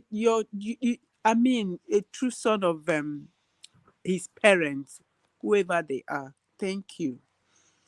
I just want to respond to this man who had the opportunity to make Nigeria great and plant his name on the sands of time, and he decided to go the other way because of George, is it Samani or Tsunami, whatever it is. For somebody to act, I mean, these people, they just act with so much impunity. For somebody to come out and say Nigerians should pray for him, pray for who? For what? Did it mean well for the country when they did what they did, and him as a head that could have discouraged others, he encouraged them just because of greed? That is what greed does to you. When you sell your soul to the devil, he comes for everything. He doesn't give up. You give him small, he will take all. That's what's happening. So I don't know what Nigerians should be praying for. He's got what he bargained for. And every one of them, maybe they don't even want to come out to say the truth, every one of them will pay one way or the other. One by one, they will pay for it. The cries of the people of this nation, the pains that Nigerians are going through, it has not started. It has not started. Let the INEC chairman, let him be jumping from one place to the other. All of them, they will get it one by one. They will get it one by one. They cannot go scot-free for what they have unleashed on this nation. See the embarrassment. I mean, why should even the Supreme Court, why should they even be deliberating or even be, dilly-dallying? Is it fair that somebody who is your number one citizen keeps going to spend money to block information, to block his past? It shouldn't be. If Nigeria was a nation of justice, if Nigeria was a nation that people that that care for their their image, I don't think they should be wasting their time even listening to anything else. His action, every attempt to always say no, don't release any information concerning me. You're, for crying out loud, you're number one citizen. And as number one citizen, you applied for a job and got the job, even though it was illegitimate, but you got the job. Even though Nigerians, while they were sleeping, you understand, this was vested on you, but you went for it and you got it. So you're like open book. There should be no way you should be hiding any information from the people who employed you. Yes, so you claim that Nigerians voted for you, they voted for you. So now they want to know you, because as at the time when others were coming out and saying, okay, this is who I am, you never did. He said it was Bala Blue, a tank hall filled with Bala Blue, and you refused to. So now they're asking to know. They need to know. So why are you always going to spend the money that is not even available to block, hire lawyers to block this information? Is it not your responsibility before now to have told the people of this nation who you are? Is it not? And then people that had the opportunity, people that the whole nation trusted to, I mean, because they always say they are the last hope of the common man. Because of greed, they did what they did. And somebody is coming to tell me to pray for who? We are not praying for anybody. If we have to pray, we know what to pray. And they are going to get it, and they are going to get it full dose. Full dose. None of them is escaping it. One by one, they are going to get it.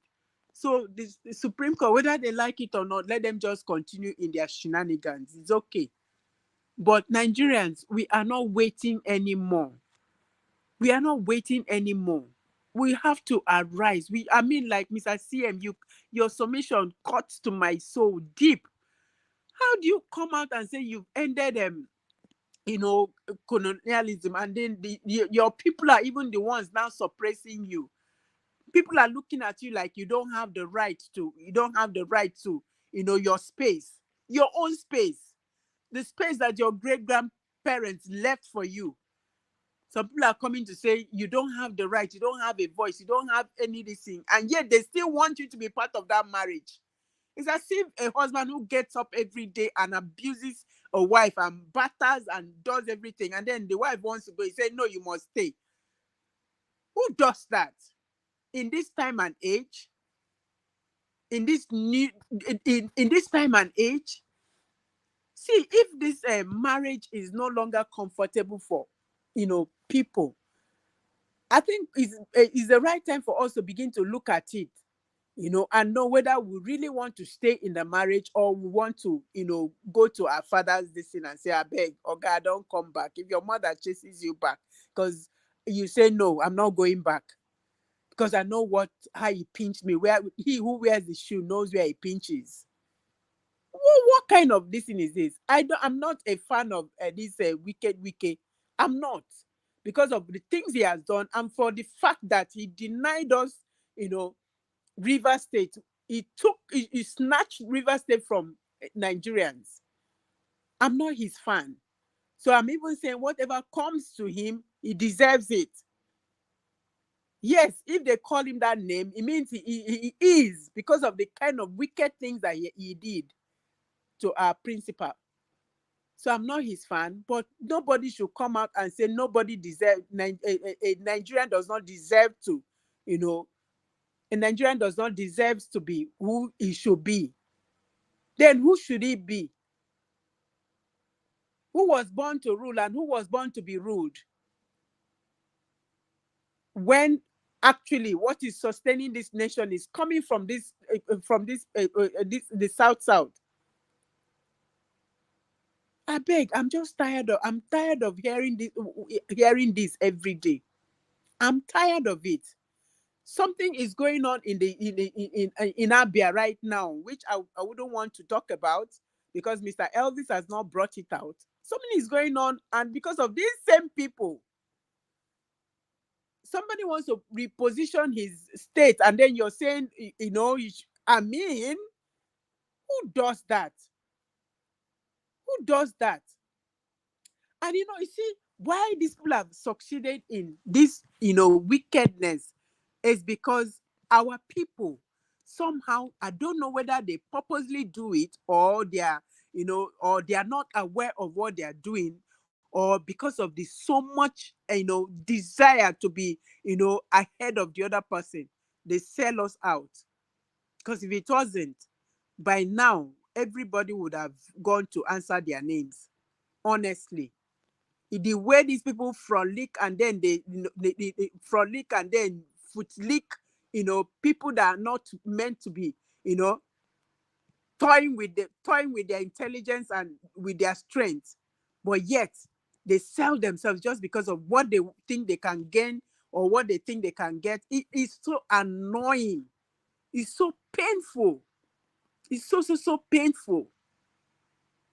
Honestly, this marriage, I don't think is anything sweet anymore because of this embarrassment, the shame that we are getting from front, left, right, everywhere, back and forth. Loading us every day. You wake up every day, you see another one. And yet people are just keeping quiet. More of our elders need to start speaking. They need to start telling the truth. They need to start telling the truth. If not, very soon they will not be able to lie on their bed and close their eyes because of what is coming. And Nigerian youth, wake up. You're sleeping. Wake up. Because if you allow this thing pass, I don't know. Like somebody said earlier today, that if you allow this thing pass, very soon you'll be buying, dollar will be 10,000 to a naira.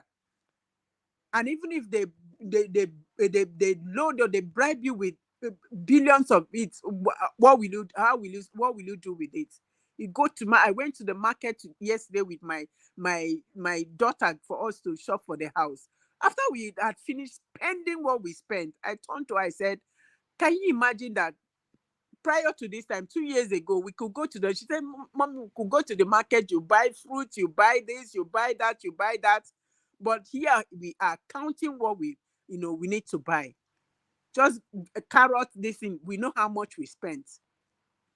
And yet, people are quiet, people are comfortable, people are just, Nigerians are just moving like they are under some sort of spell. Nobody wants to, say no to this wickedness because these guys are not feeling it. You want to drive your car, no road for you to drive, and then one crazy hold up will just keep you stuck. The fear that you bought, possibly see how you can manage for that day, before you know what is happening, is finished because you're trapped in a traffic. And we are just there thinking it's okay. It will be, if we're not getting up to say no to this wickedness, we're not getting up to say no to this, to this, I don't even know what to call it. Don't get up and say no. It will pay. It's just like Mr. The guy that spoke before now that anchors that program. I watch his program. I subscribed the moment Mr. Elvis said subscribe. I did that same day. I watch him. You understand? He's pained that people are saying we are not doing anything. Are we doing anything? It's true, we are not doing anything. Yes, I know that people like him, they are trying, they are pushing, but yet I don't think we are pushing enough. We need to do more, because if we're doing anything, there are some people by now that have stopped talking. I know there are some of them that actually now they are no more talking. They are careful. Nobody's hearing their voice. But we need to push harder. We need to, we need to advance more. We need to advance more, and we need more people to do so. The few is not enough. This is 220 million or 240 million Nigerians. And I think the people that are trying to gag us are just like 1% out of the lot. So we need to push. We need to push. Giving you 25%, 25,000 naira palliative, where will it take you to? What can you even buy? Is it pure water that you buy and drink for 1 week and that's enough? We need to push. We need to act. We need to get up. Mothers, arise. For the sake of your children, let your voice be heard, and heard more. Let your voices be heard. If you're silent, it means you are saying yes to the wickedness that is going on. But when you speak, it means you are saying no to the wickedness that is going on. So we have to speak more. Our daughters, you have to come out of TikTok and stop wasting your time in things that frivolities. Exposing your doing Botox and doing all sorts. You understand? Because that's what they want. I was watching a video yesterday of a judge, a magistrate judge on Okada, and she doesn't have a car. She doesn't have, government vehicle to take her to office and back. She was riding an Okada. No, they had to cover her face because of the embarrassment. So that's what they do. They make sure that people like that don't have, so that when they bring, bribe, the person will not be able to say, because then you look at the fact that you can't take care of your family, and they dangle something that will bring you out of that situation, you go for it. So we need to start acting. Nigerians have been sleeping, for too long. We've been docile for too long, and that's why a set of people can come out and say we have no rights. We need to unite. We should ignore these people that keep coming up with religious bigotry, coming up with all form of tribal sentiments. We need to say no and unite, whether from the north, south, wherever. Unite as one common front against this satanic hold upon this nation, because Nigeria is a great, beautiful nation that others would have been looking up to. I know how Nigeria was before now. Are they not even ashamed of themselves? The place is crumbling. The place is going down every day, and yet the only interest is religious bigotry, tribal sentiment. They've been using that for all those years and it didn't work. Why can't we just move on to something else? Why can't we move on to something that can be profitable. I remember then the North when we used to watch on not just not seeing physically, but a granite pyramid. How come we don't have such things anymore? Why? Because some people are more interested in the oil that comes from the South. That's what makes it different for them. And their people, are still, even with that, their people are hungry. And yet you want to come out and tell me so and so person did that. Who right now, who is spying people in this nation? Is it that people are not aware of what happened recently in Benue? The bus that was hijacked and everybody pied. Was it not just either early this week or last week that it happened? What happened recently in Suka? Was it the Igbo man that did it? Please, if this marriage is not like, in fact, not if this marriage is not, the marriage is actually no longer sweet. Let our elders do something about it. And then let them just find a way to end this shame. The Supreme Court, end this shame. And if the Supreme Court said they don't want to end the shame, because we're already seeing their body language, I don't think they will end it. Nigerian youths, Nigerian mothers, Nigerian sons, Nigerian daughters, arise. Let us end this shame. Enough is enough. Thank you so very much, Mr. Elvis.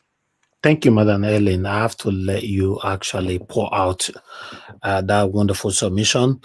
Yes, like I said earlier on at the beginning of this broadcast, if we cannot talk right now and we allow Supreme Court to uphold Tinubu's victory, if you talk afterwards, you could be accused of treason, or rather, it could become a treasonable offense. You have all the opportunity to do something now. Let the government know you pour out your plight. Let them know you are unsatisfied with the way things are going. You're adults. We cannot fold our arms to pretend like everything looks good. Nothing looks good. Like I also said before or in the past, anything that make us lose out on this, 2027 will not come. There's every probability even Peter Obi will not come out in 2027. And there's every probability me will not put in this kind of energy into it anymore. And many of you listening to me right now, there's every possibility that you will not be dedicated to this cause anymore. So I believe it is now or never. Thank you. Okay, Mr. Alex, thank you very much for your patience. You're the last on the panel before we do the final submission. So I'll give you your own time. Just talk when you are done, then we move on. Good evening to you. Thank you, Mr. Najawash, and viewers worldwide, of course, my fellow panelists. Thank you for the work you're doing. I salute those who are always on the comment section. Thank you for the great work. Yes, just fasten your seatbelt because what I'm going to say today, I've said it before, but I want to re-explain it or reaffirm it. What is Nigeria? Where is Nigeria? Who are Nigerians? Brothers and sisters, if you look at this fraudulent constitution, it is verba, like verbally or word for word, or piagia by piagia, page by page, that is. You realize that I have never seen a country after 50 years or 60 years of independence, no intentional political will by leaders, generation after generation, even since 1914 or since 1960 or in the 70s, no intentional political will to have a sense of development. I've never seen. For me, Nigeria is just a mirage. Because what we see displaying out every 4 years is nothing short of spiritual and moral bankruptcy from our political leaders. What we see, the political encouraging, the ethnocentric parochialism, or the tribal table you see every 4 years as the tribal war that is in every electionary period. It goes to tell you that Nigeria is a fraud. There is no country called Nigeria. It only exists in the minds of the hoi polloi, as the mind of the common masses. That is. If you look at it, where is Nigeria today? As at 1883, far back 1883, a man in Italy, Lorenzo Venosi, designed and installed the first electrical power plant powered by hydraulic power as at 1883. As at 1920s, countries have designed the way they want to go. All we hear about our leaders is money, is about women, is about holiday trips, it's about material acquisition. That is not a country.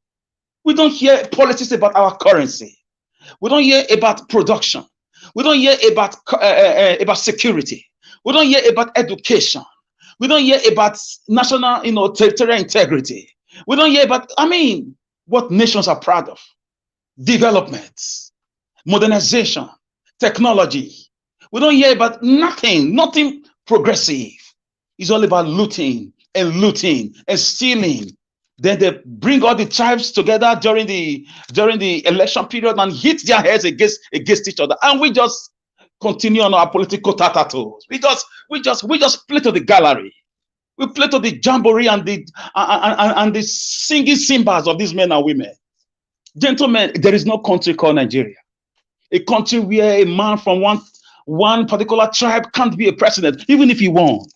So for me, that's why we are here continuously for donkey days with our political or social media vuvuzela to say caputuri jetamenta. A country where leaders, so-called lawmakers, legislature are going to be using more than $150,000-$60,000 to buy one car. And according to World Health Organization, the same country is the capital, head of the whole globe. So for me, I just feel we should have a rethink. Igbos, Yoruba, Benin, Ishan, Calabar, wherever, have a rethink. There is no country. Let's stop daydreaming. There is no country. The earlier we wake up from our nightmare, even if it's afternoon, the better for us. There is no country. No intentions. There are intentions you see, you'll be like, okay, we are going somewhere. We are not going anywhere. Unfortunately, it's a fraud. Exactly what Atiku saw. And he called for a meeting. All leaders of thoughts across the nook and cranny of the zones those days. They all agreed to fight for his own people. He was an historian from a great school. So what he saw is what we are going through today. A particular set, I've never seen a country that has two constitutions, the Sharia law and the Nigerian constitution, which goes against the sanctimony or the legal slomo of the Nigerian constitution. It does not apply to some sessions. It's a fraud. It's a lie. This rapid bill is still in court today because the country does not exist. It only exists for few people. So we must have to trace it to our history and wait, because this country eventually is going to evaporate. It's going to go into bubbles because there is no country. I've not seen a country where budgets are being made on a yearly basis in billions of dollars, in trillions of naira, and there is nothing to prove physically. Audio development. A country that leaders allegedly are sponsoring, kidnappers and killers against their own citizens. I've never seen a country where a man like Sheikh Gumi, who claimed to know the terrorists, is coming out openly to do his own thing over the years now, and nothing has happened to him. I've never seen a country where the federal government we will have a very strong military wing that went to peacekeeping missions across the continent. The same country Citizens will be kidnapped. A whole railway line will be captured, and the federal government will just behave they didn't see it. Of course, there are people in the government, at the executive, at the legislature, at the judiciary that are encouraging and sponsoring these things. So for me, I keep telling you, there is no Nigeria. It's a fraud. It's a scam. It doesn't exist. I don't expect anything good from the judiciary, but I want to let them know the country will implode on all of us. There will be no running. There will be no escape route. If you can escape to London or America, what about your aunties? What about your uncles? What about your family houses, your businesses? What about the banks, the company, the so-called companies? So for me, I'm waiting for that doomsday. I'm sorry. This is just the sad reality. We have a bunch of people who do not care, people who are after their egocentric chauvinism, people who are just there for their personal, interests. People continue to masturbate themselves in the corridors of power to the detriment of the citizens. We are still negotiating basic things of life. When smaller countries like Croatia, countries like Latvia, countries like what was it called, Azerbaijan, smaller countries who get independence in the 90s have 24 hours electricity. They have viable mode of transportation. They have solid educational system. They have security system. They have strong international relationship with other countries. They have currency that are competing at the global stage. And the citizens have a sense of patriotism and a sense of belonging. And we are just here, daydreaming that there is Nigeria. There's no Nigeria. It's a business cartel for our corrupt leaders and their international collaborators. Gentlemen and ladies, Obi has tried his best to finally open our eyes to the sad reality of what Ojukwu complained about. Oil and water can't mix together.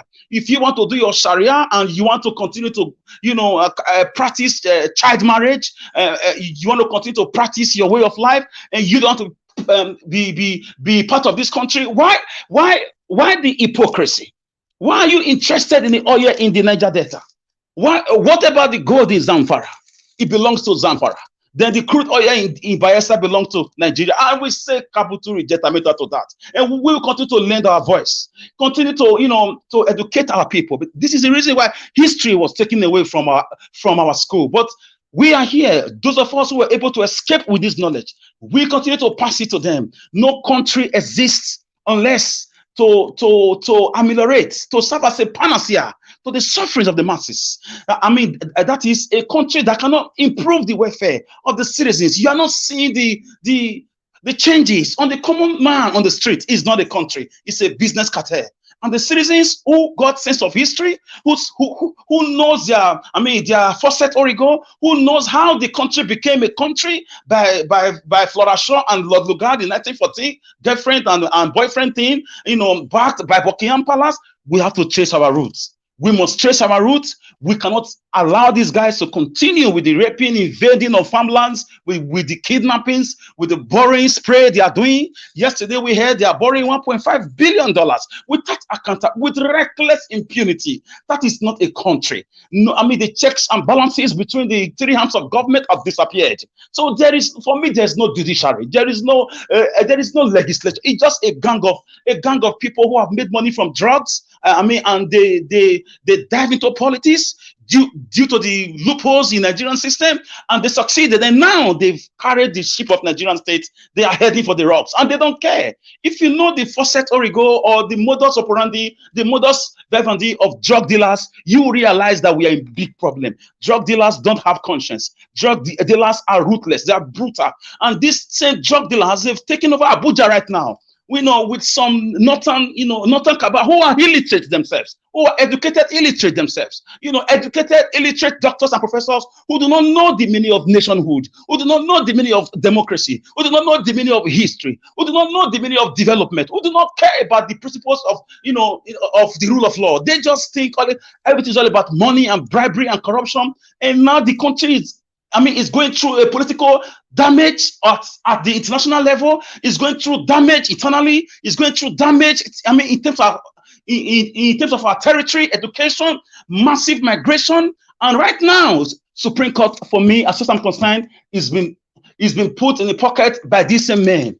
And I doubt if the judges can do the right thing, because if they do the right thing, of course, the drug dealers are going to come after their lives, and these guys I don't see them as men and women who got the balls to do the right thing. So Nigerians, the ball fall back to you. We did it before against the military. We did it. So what we want to do now is not Tinubu must go only. It's Nigeria must go. We don't know this country. It's not existing for us. We don't benefit. There's nothing working for us. You provide your security. You provide your water by borehole. You buy your generator. You fence your house. You pay your gateman. You pay your vigilante.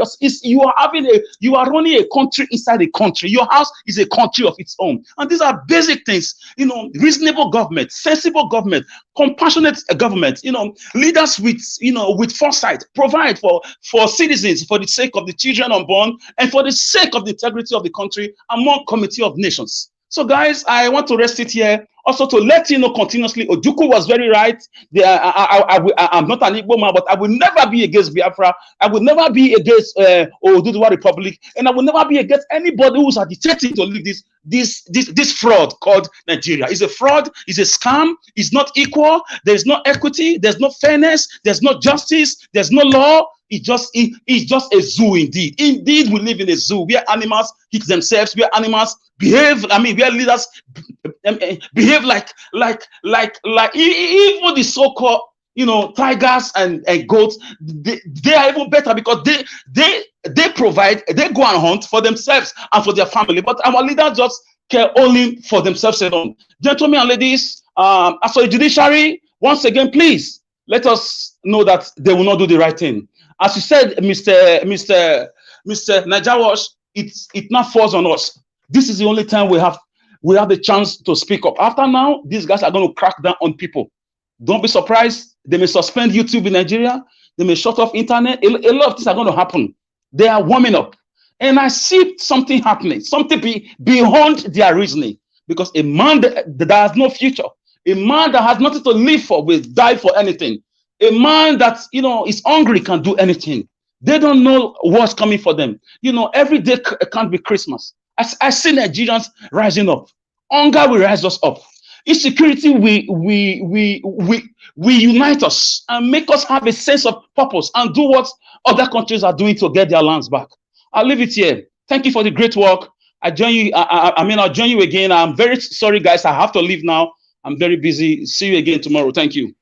God bless you, Mr. Alex. Thanks for your wonderful submission. Thanks for coming around. Yes, God bless you. Let's move on to F. Emmanuel just coming in. I wanted to give a final submission. Oga F. Emmanuel, good evening to you, sir. Thanks for joining us. I will still give you your 8 minutes. So before we take on our final submission. My big brother, my brother-in-law, good evening, good afternoon, good morning, wherever you're watching from. Thank you for giving the opportunity.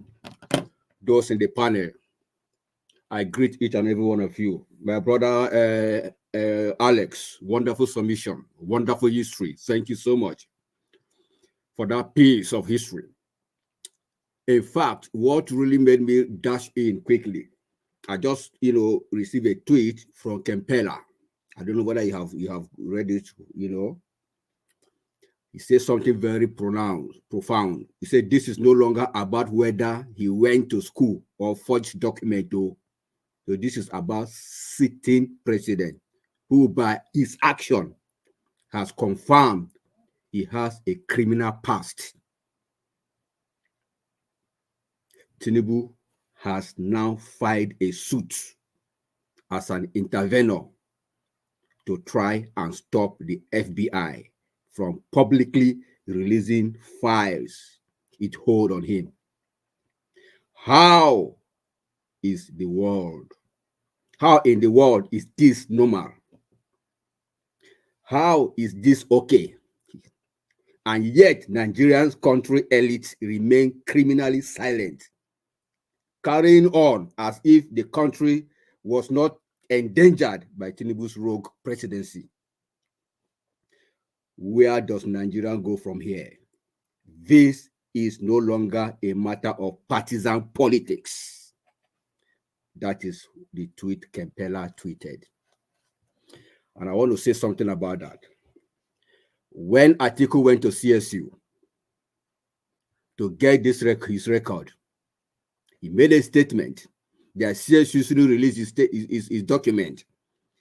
Why? Because it's going to bring about an irreparable damage to him. That was certificate. Now, FBI want to release his document, history in the US.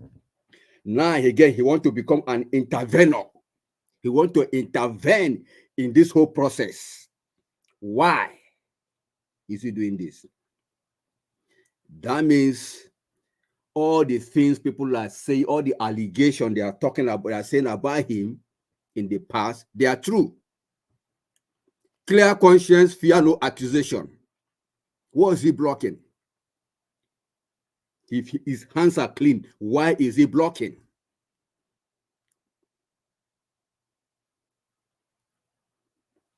It's unfortunate. Let's see how far it's going to be. And the most annoying part is that those lawyers, those ministers that is appointing day in, day out, are they going to claim that they don't know about this guy? They don't know about what this guy is trying to shield? Are they going to say that he didn't know that this man is a drug baron? Are they going to say that?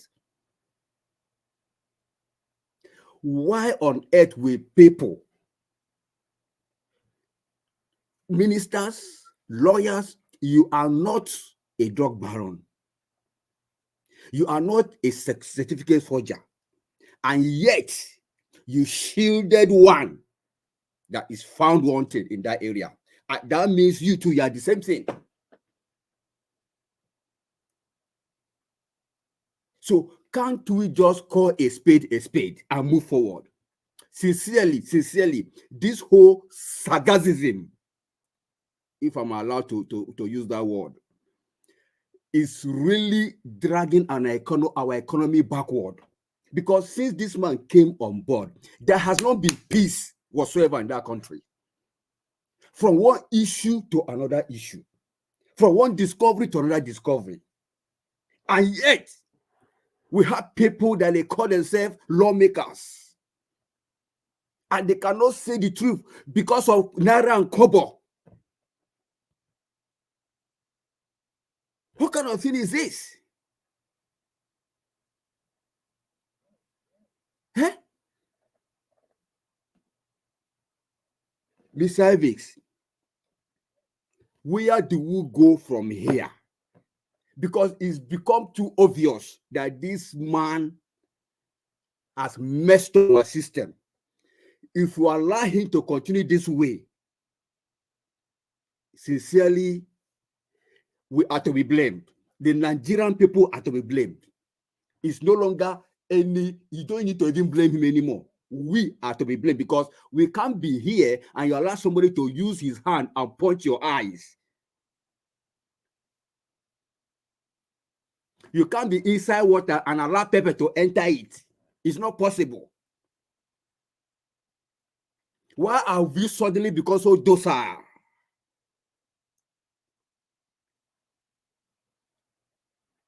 Are we different from other African countries that have taken their destiny in their hands? We've talked, we've screamed, we've shouted, we've yelled, and yet everybody's just inaction.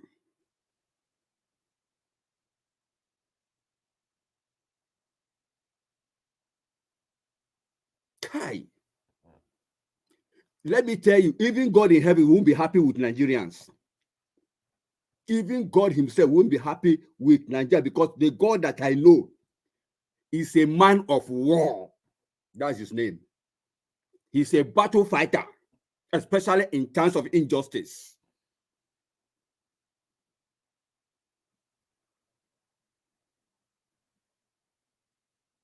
Please, Nigerians, arise. Arise. One man cannot put us in a shithole. We just finished battling about Buhari's regime. Now we are entering another messier regime. Just 3, 4, 5 months behind. See what dollar is saying. See what Naira is saying.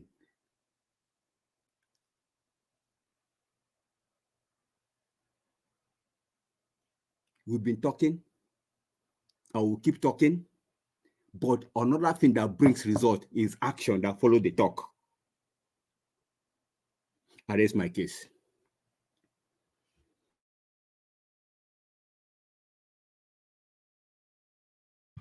All right. Thank you, Oga F. Emmanuel.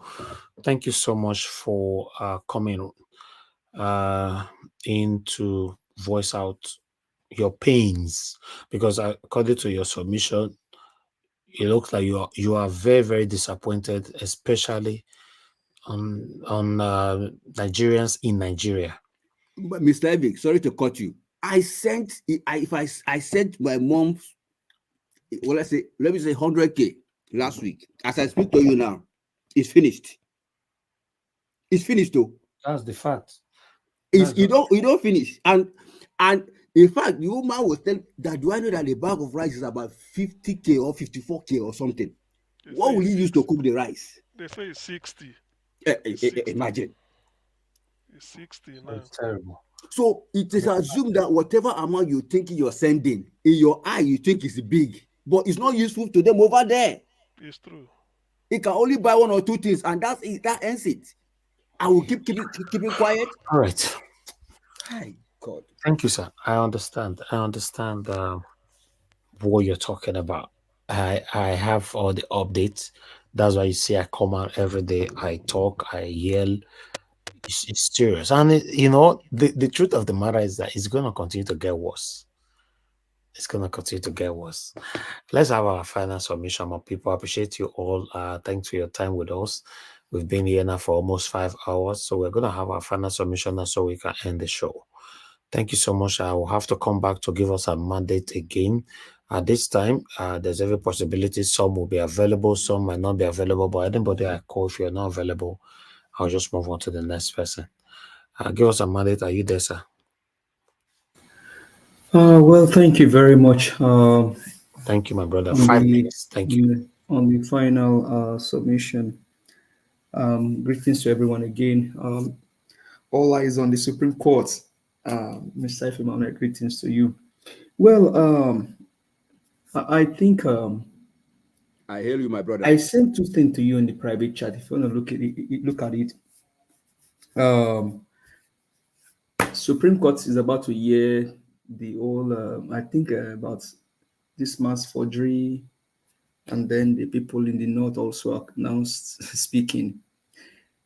The downside to this statement from people from the north is the fact that this guy became the president through Mahmoud Yakub, and now when I won't come outside, they come talk, say they can't talk.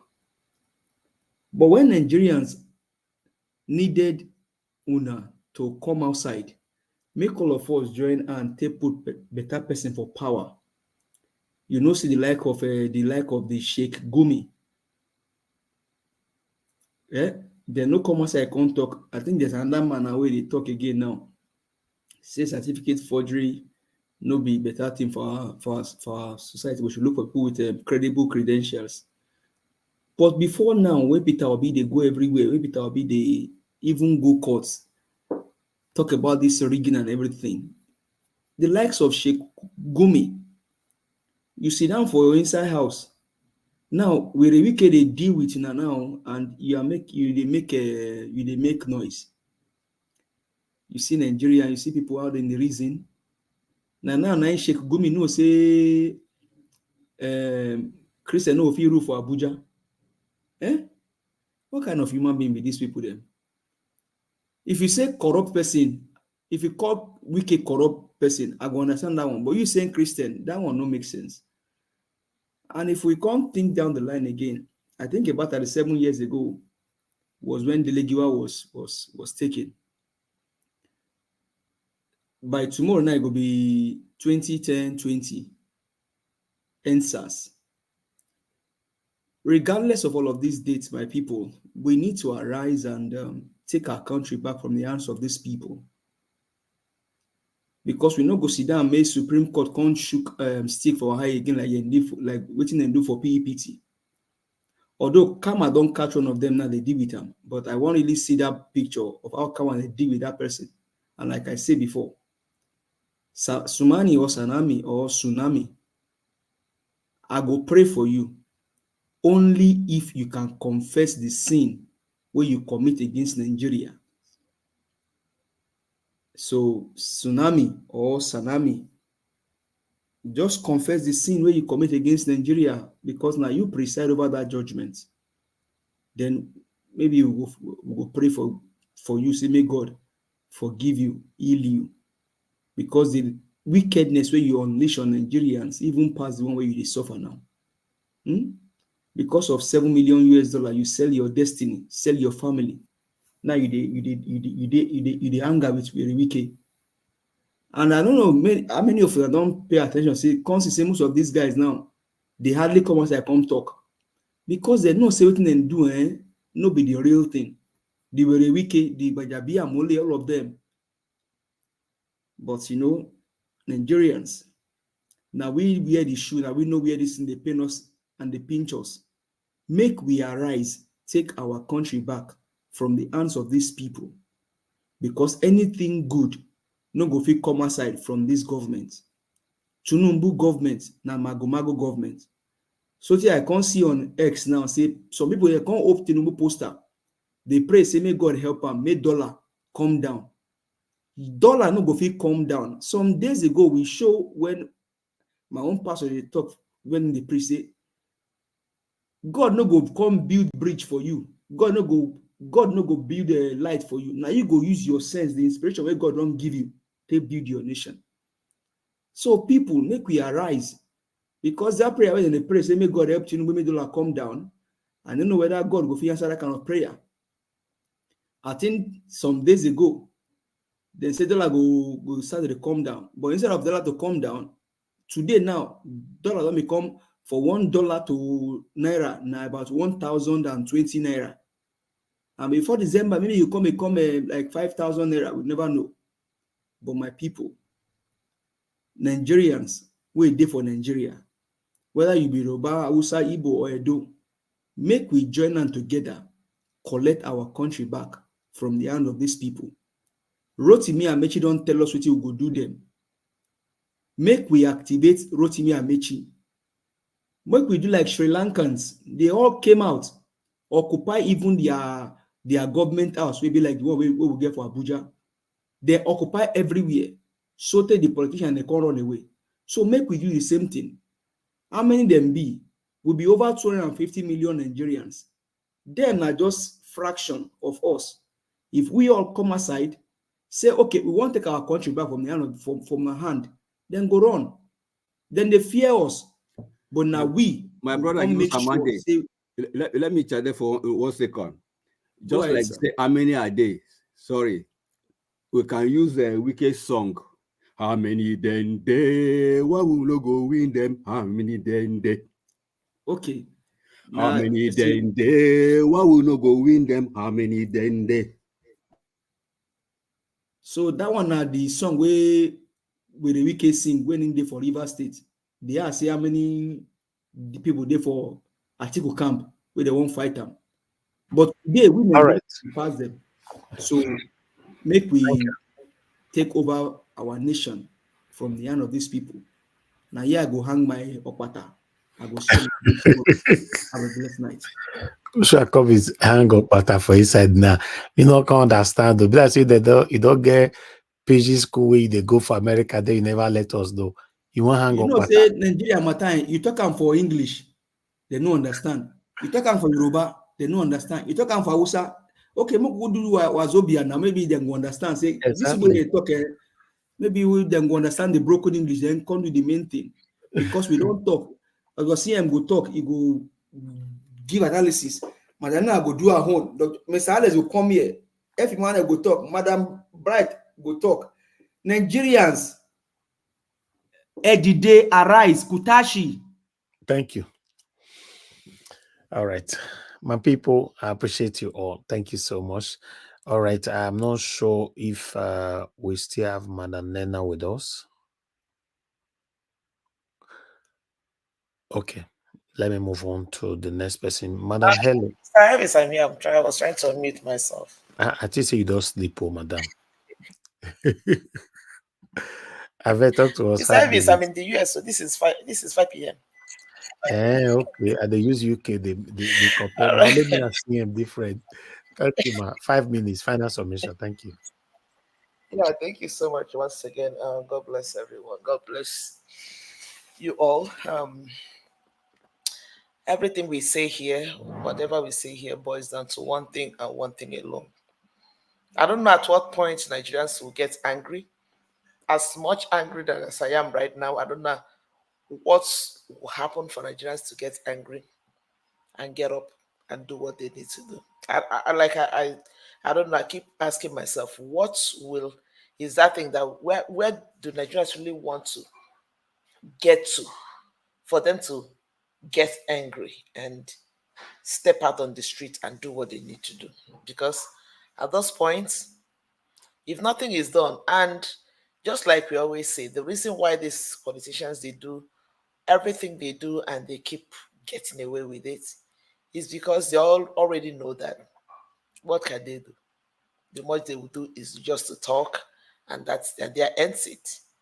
So I don't know at what point Nigerians will get up and do what they need to do. And again, I just wanted to say something with regards to I can't remember who that person was that spoke after I spoke her name that was saying something about they've been offended that people in the diaspora think they're not doing anything. It's not really the truth about it is that at some point I think I understand maybe for him, there are some people that really want to, I feel like maybe the way he feels and everything, but the bottom line remains that a lot of people in Nigeria seem to be so this fear of, oh, we don't want to go on the street, we don't want anything to happen to us. But several other things have happened and Nigerians have stepped out on the street. The day they stepped out on the street for Mobad, nobody harassed them. Nobody. I say it before. I say, what will it take for Nigerians to wake up one day and just tell themselves that today, no market will open, no business will open. Let everybody just troop to the street. Just troop to the street. You're not touching anybody. You're not doing anything. Just troop to this. Like troop to the street in your thousands. What will it take? Just one day. Just one day.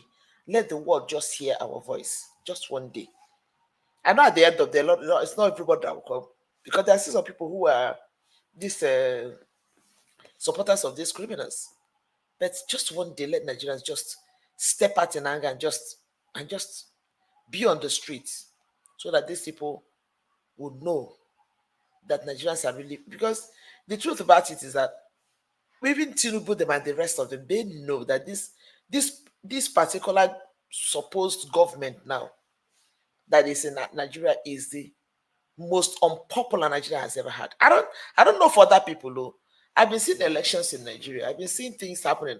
I don't think there's any election that has come and gone that has generated the kind of reaction and over and over and over and over with what is going on in Nigeria right now. I don't think there's anyone. Most times the elections come, they go with the rig, hey, everybody moves on and things keep. But this one have generated so much that and it's not going away anytime soon. And just like somebody said one time, I believe that these people took something from a man that you don't just take anything from. They took something from a man that like P2B. There are people that their own destiny or their own connection with God is just different. And not just about P2B now, but about the suffering masses, the generality of Nigerians, the millions of Nigerians that invested their hope, their trust, their confidence, and the brightness of tomorrow into the hands of this man. And that is why it has generated so much thing that it has gotten to those points. So I don't know. Nigerians need to understand. There's something that God is expecting Nigerians to do at those points. Everything that is happening is telling me that there is something that needs to be done.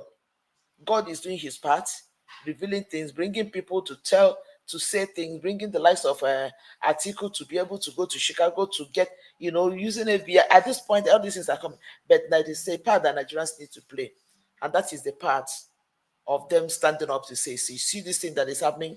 It's not just about Atiku. It's not just about David Hunde. It's not just about one person. It is all about all of us. And we have to speak in one voice at this time. Step out and do what we ought to do so that our country can be rescued from the hands of these criminals. Thank you so much, Mr. Elvis. Please, before you go, don't forget to link the account information. Thank you so much. God bless you. Thank you, Madam Nena. God bless you. Thank you so much. I appreciate you always. Thank you.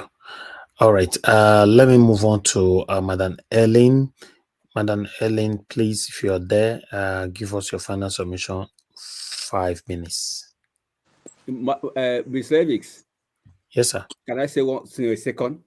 Yes, sir. Go ahead. Okay. Based on what Madam Nena just said now, people have been rigging election in the past quietly, and they still rule quietly without any higgy-haga, and Nigerian people will let go.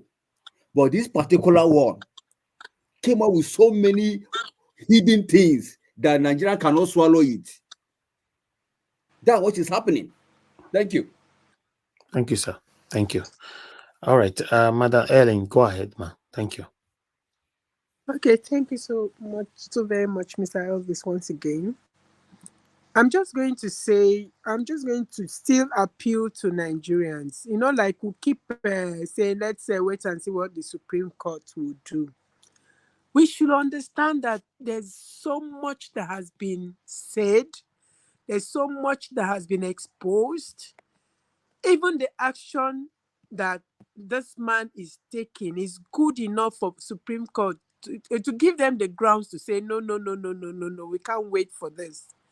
You understand? Because for somebody to go ahead and say, please, don't expose me, you understand, means the person has so much baggages that they could have used and said, no, we're not waiting. Let's just end this. So for them to keep, doing this pretentious act, is obvious that they're not going to, of course, do the right thing as usual. So Nigerians, we are the people. We are good enough to get up and say no to this. They say, see, like we were saying before now, that the judiciary is the last hope of the common man. The common man is actually his last hope. You're your last hope. You are the last hope of yourself. You don't need to wait for these people, because they're not going to do what is in your heart for them to do. You are the one to take that action. You have the number, and there's power in number. We are the ones that actually have the power, and this power we've given to these people for such a long time. We need to take it back. We need to take it back and begin to realign and begin to launder our image and begin to, reposition Nigeria as the giant of Africa. We have the number, we have the intellect, we have the strength, we have everything that it takes. Let's channel it to get our mandate back. Let's channel it to get our powers back. Let's channel all that we have to reposition this country, because if we wait for those few people that we are looking at, it will just hit us on our faces, and we'll sit back and say, wow, we should have done something when we should have done something. I think it occurred to us when the tribunal, when they did what they did, I'm sure a lot of people knew that that action should have been taken long time before it got to the tribunal, but they did not. We kept making excuses. Oh, our principal said we should hang on. Oh, he has gone to court. Oh, let's just wait. He will get his justice. We saw what happened. If we are waiting for these people, I don't know what to, I don't know how, I don't know why we think that they can do otherwise. They are not going to do otherwise, because from all indication, these people have made up their mind. They are not vacating the seat. And we as a people, and we as the number, and we as the strength of Nigeria, we have to get up. If not, we'll cry high ho at the end of the day. Because I mean, the information that is available right now should actually make a lot of people angry. By now, we should be hitting the streets. Okay, like look at the former, is it SAG or what, coming out to expose a lot of things, and we are still holding on. We are still, we are still thinking that, these people are going to let go of this power just like that. They are not going to. So we need to get up. Make we get up. If not, this thing go hit us. When it go hit us, tsunami say no big. This one go wire us front, left, and right. Honestly, make we get up. Because what is happening right now, to be able to feed your children, to be able to, clothe your children, to be able to do a lot of things for just one split this thing. A lot of Nigerians have been, thrown into poverty. First, they started with the MFLA, cashless this thing, that December period that you were buying your own money. They say, carry your money to the bank. You did. And then they say, get it out. You were now buying your own money to be able to feed. And see where it has brought us. Dollar is at 1,000 plus. 1,000 plus. And we are still waiting. We are still hoping. We are the people to liberate ourselves. So these people are not going to liberate us. So let us wake up. Let us, wake up and do it now. Mr. Elvis, thank you so very much for always giving us the opportunity. God bless you. Thank you. God bless you too. Thank you, ma. God bless you too. I appreciate you. Let's continue to do what we are doing. Somehow, someday, we'll have a better country, and I believe it's close. Now that the date have been fixed everywhere now, so on Monday will be a hot day. From Monday, everywhere will be hot again. It is well. Thank you. Let me call on the next person is Madam Amebright. Are you there, ma'am? Thank you, Mr. Elvis. Thank you again once more. Thank you very I'm much. here. Thank you. Thank Please, you. 5 minutes. Give us final submission. Thank you, ma'am. All right. Maybe not to talk too much. I don't know as I finish my minute these days. Make I just talk small. My message is still going directly to Tinubu and his wife. We know that you told Rawola and Yakubu to go on, that the rest thing you will solve it out and you will protect them, and you know the way to fight. I'm telling you now, I have said it earlier that you should please just call us and give this stolen mandate back to the owner, which is Obi. If you refuse to do so, and you are able to manipulate us and stay in that post that does not belong to you, I'm just directly talking to you that Tinubu and his wife Remi, that seat, if you have to do it, that seat will be ever hot for you and your wife. That seat, you and your wife, you will never enjoy it. I want to also tell you personally and to Nigerians, Mrs. Remi and Tinubu, Remi is never Nigerian first lady president, and your husband is not our president. You should know, mostly, especially myself, you will never be my lady president. Your husband will never be my president. And I still believe for Nigeria, they didn't vote for you. You are also not for them. We know whether you force yourself to stay there or not. You want to stop Obi from having his position. I will tell you whether Obi is there or not. Obi is my president. That thing is my vice president. Mrs. Gregory Obi is my lady president, whether you like it or not. Remy should just call you now That one that said, we don't need your money, we have our money.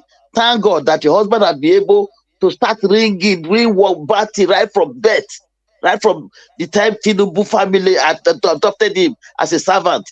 He was able to ring and be a criminal for years to even be governor when he's not even qualified to be a local representative. Elders, it's not even. Be happy that your husband was there for 2 times governor. You were able to achieve money with your drug money. You didn't want to take your husband inside and say, my husband come. Oh. Thank God, with our poverty, you will be servant. You are able to reach this age, be rich and be known. Then take your husband in.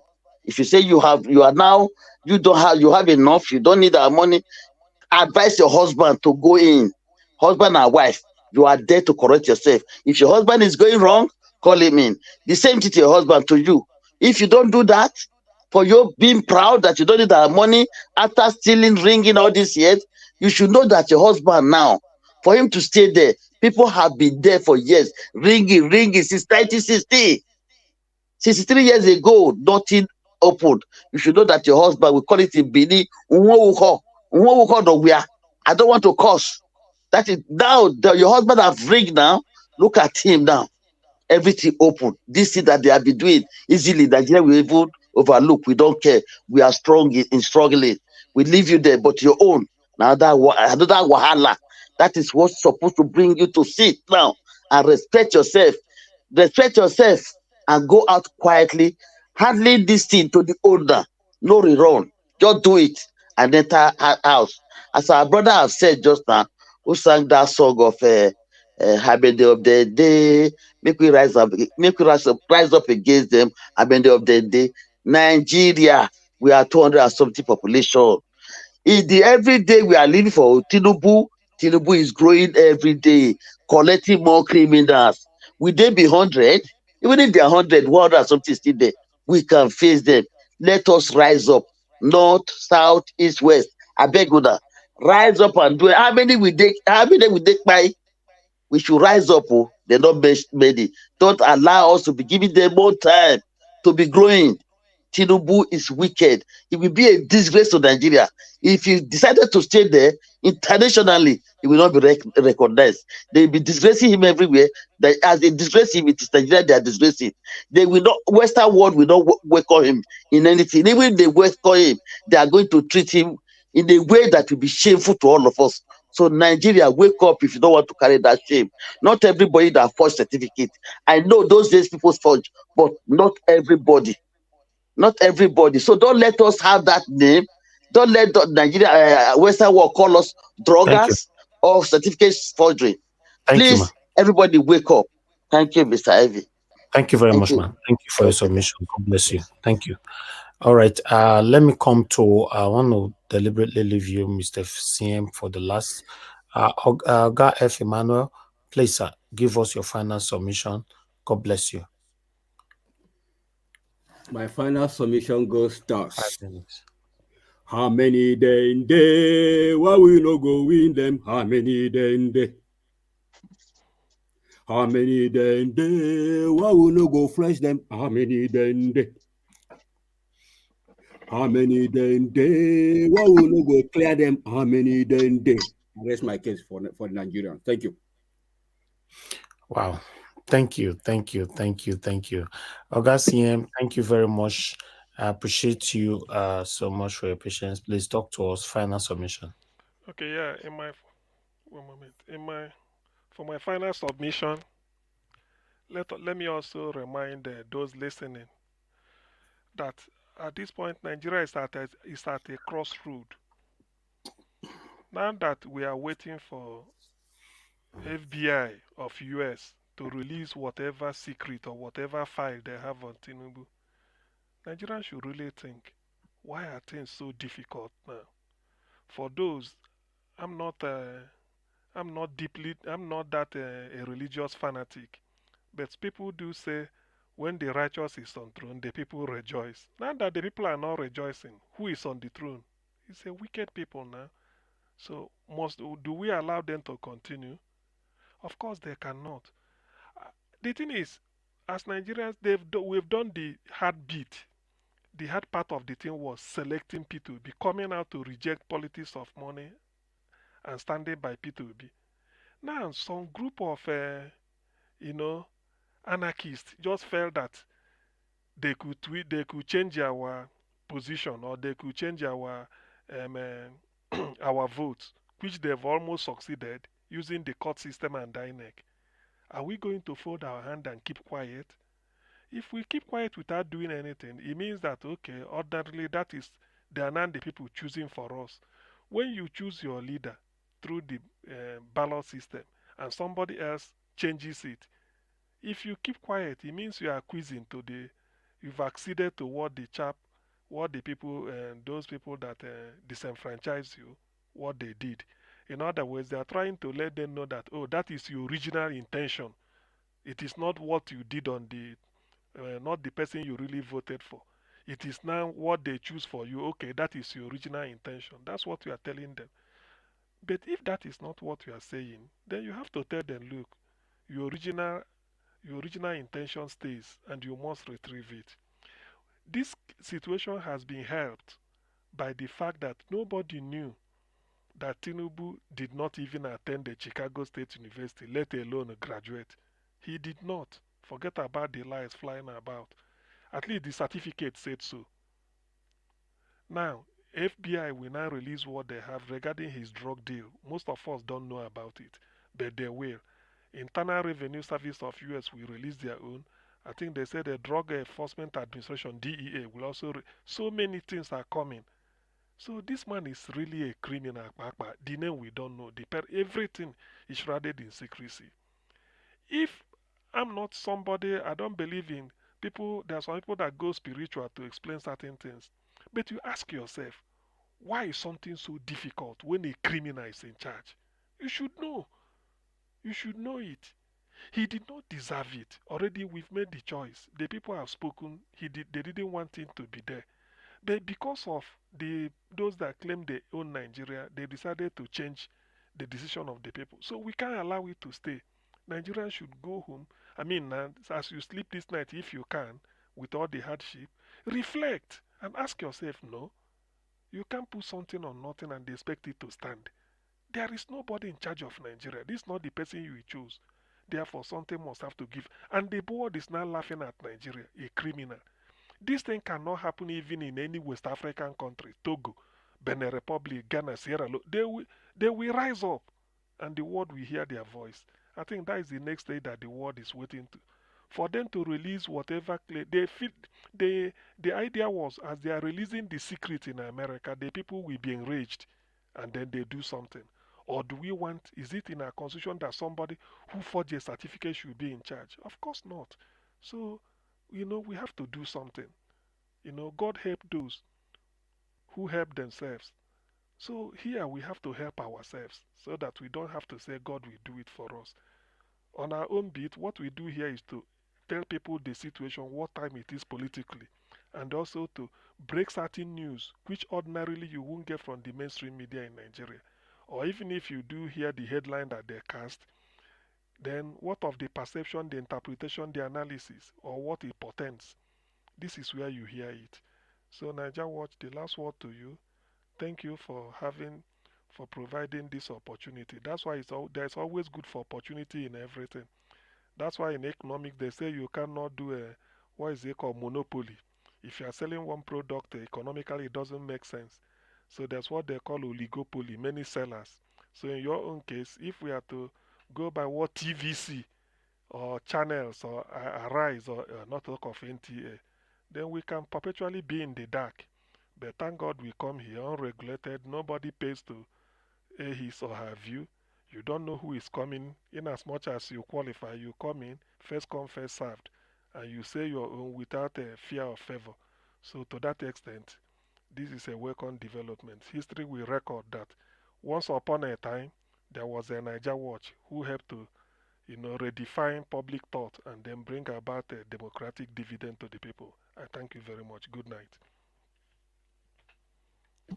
All right. Thank you, Augustine. I appreciate you. May God bless every one of you. We've come to the end of this broadcast. I want to appreciate you all. for what you're doing to rescue our country. Let's continue to do what is right. Nobody is against anybody. We are just demanding for a better country, and I don't see anything wrong with it.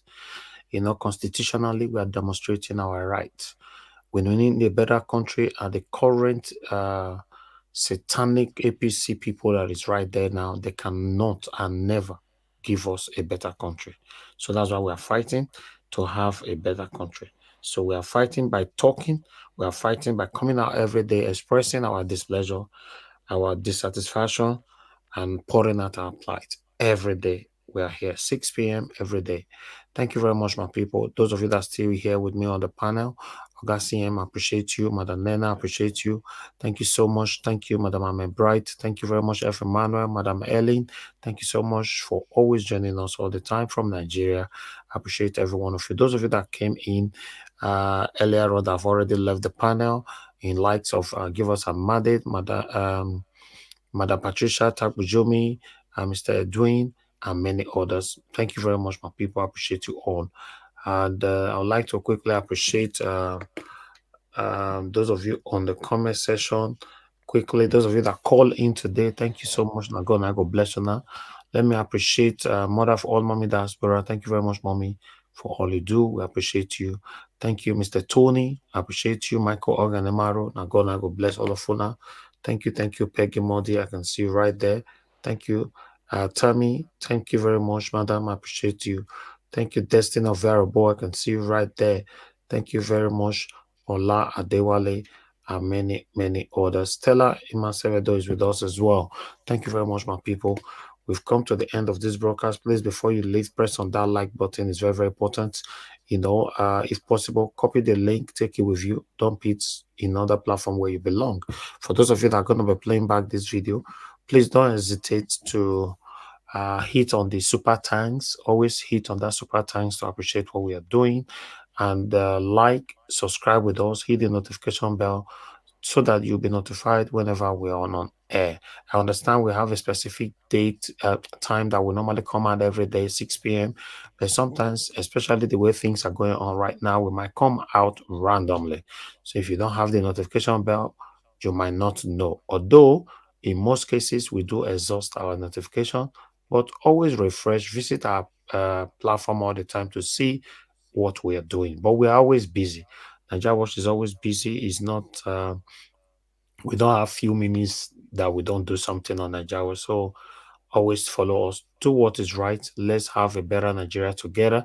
It's a collective effort. I appreciate every one of you that is genuinely, organically appreciating my work. I want to also appreciate you guys back, the genuine ones, to let you guys know that it's a collective effort. We are doing our part. We all are getting old every day. Nobody's getting young. If you look at your age today, you might think that, oh, I'm young. No, we all are getting old. So any footprint that you've left today is what you're going to be remembered for tomorrow. Thank you very much, my people. And God bless you now. Can see God's power right there. God's power, thank you very much. God bless you. I appreciate you all, my people. Press on the like button and help us to share.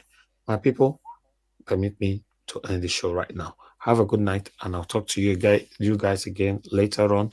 No, not later on, tomorrow, because now 11:19 I be so for UK. Thank you so much. God will bless you, Mother Nena, and many others. Thank you so much. Bye for now. I know they do competition with anybody. If I offend you, forgive me. Show me love. Go there, biza. Kama bara wa lo ninu ife kan akanbi. I know they do competition with anybody. If I offend you, forgive me. Show me love. I go show you love. Kama bara wa lo ninu ife kan. But I know they do competition with anybody.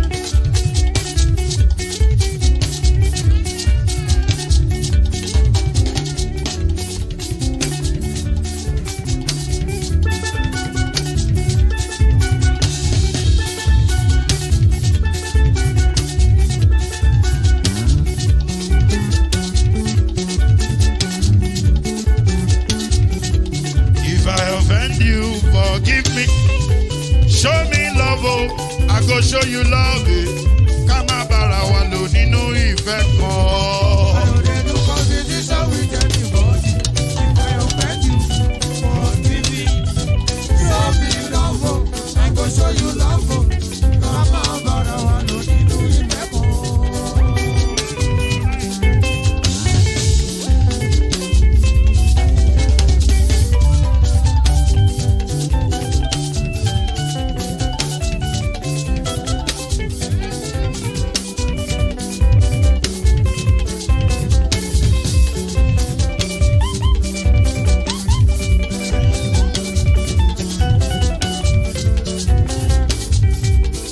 No, they do competition with anybody. If I offend you, forgive me. Oh, tó bá ti sanwó fún Ṣẹ́gun Nàbí o.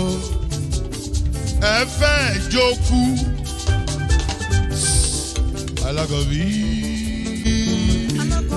Ṣẹ́gun Nàbí. Alákọ̀bí. Sábàmẹ́lá. Anybody. Anybody? Any bobo. Anybody? Mo ló ń fọlú, ó gbà mí bó ṣe rí mi láti kíníṣí. Délé mo ló ń fọlú, ẹ jẹ́ ń sọ̀rọ̀. Délé o.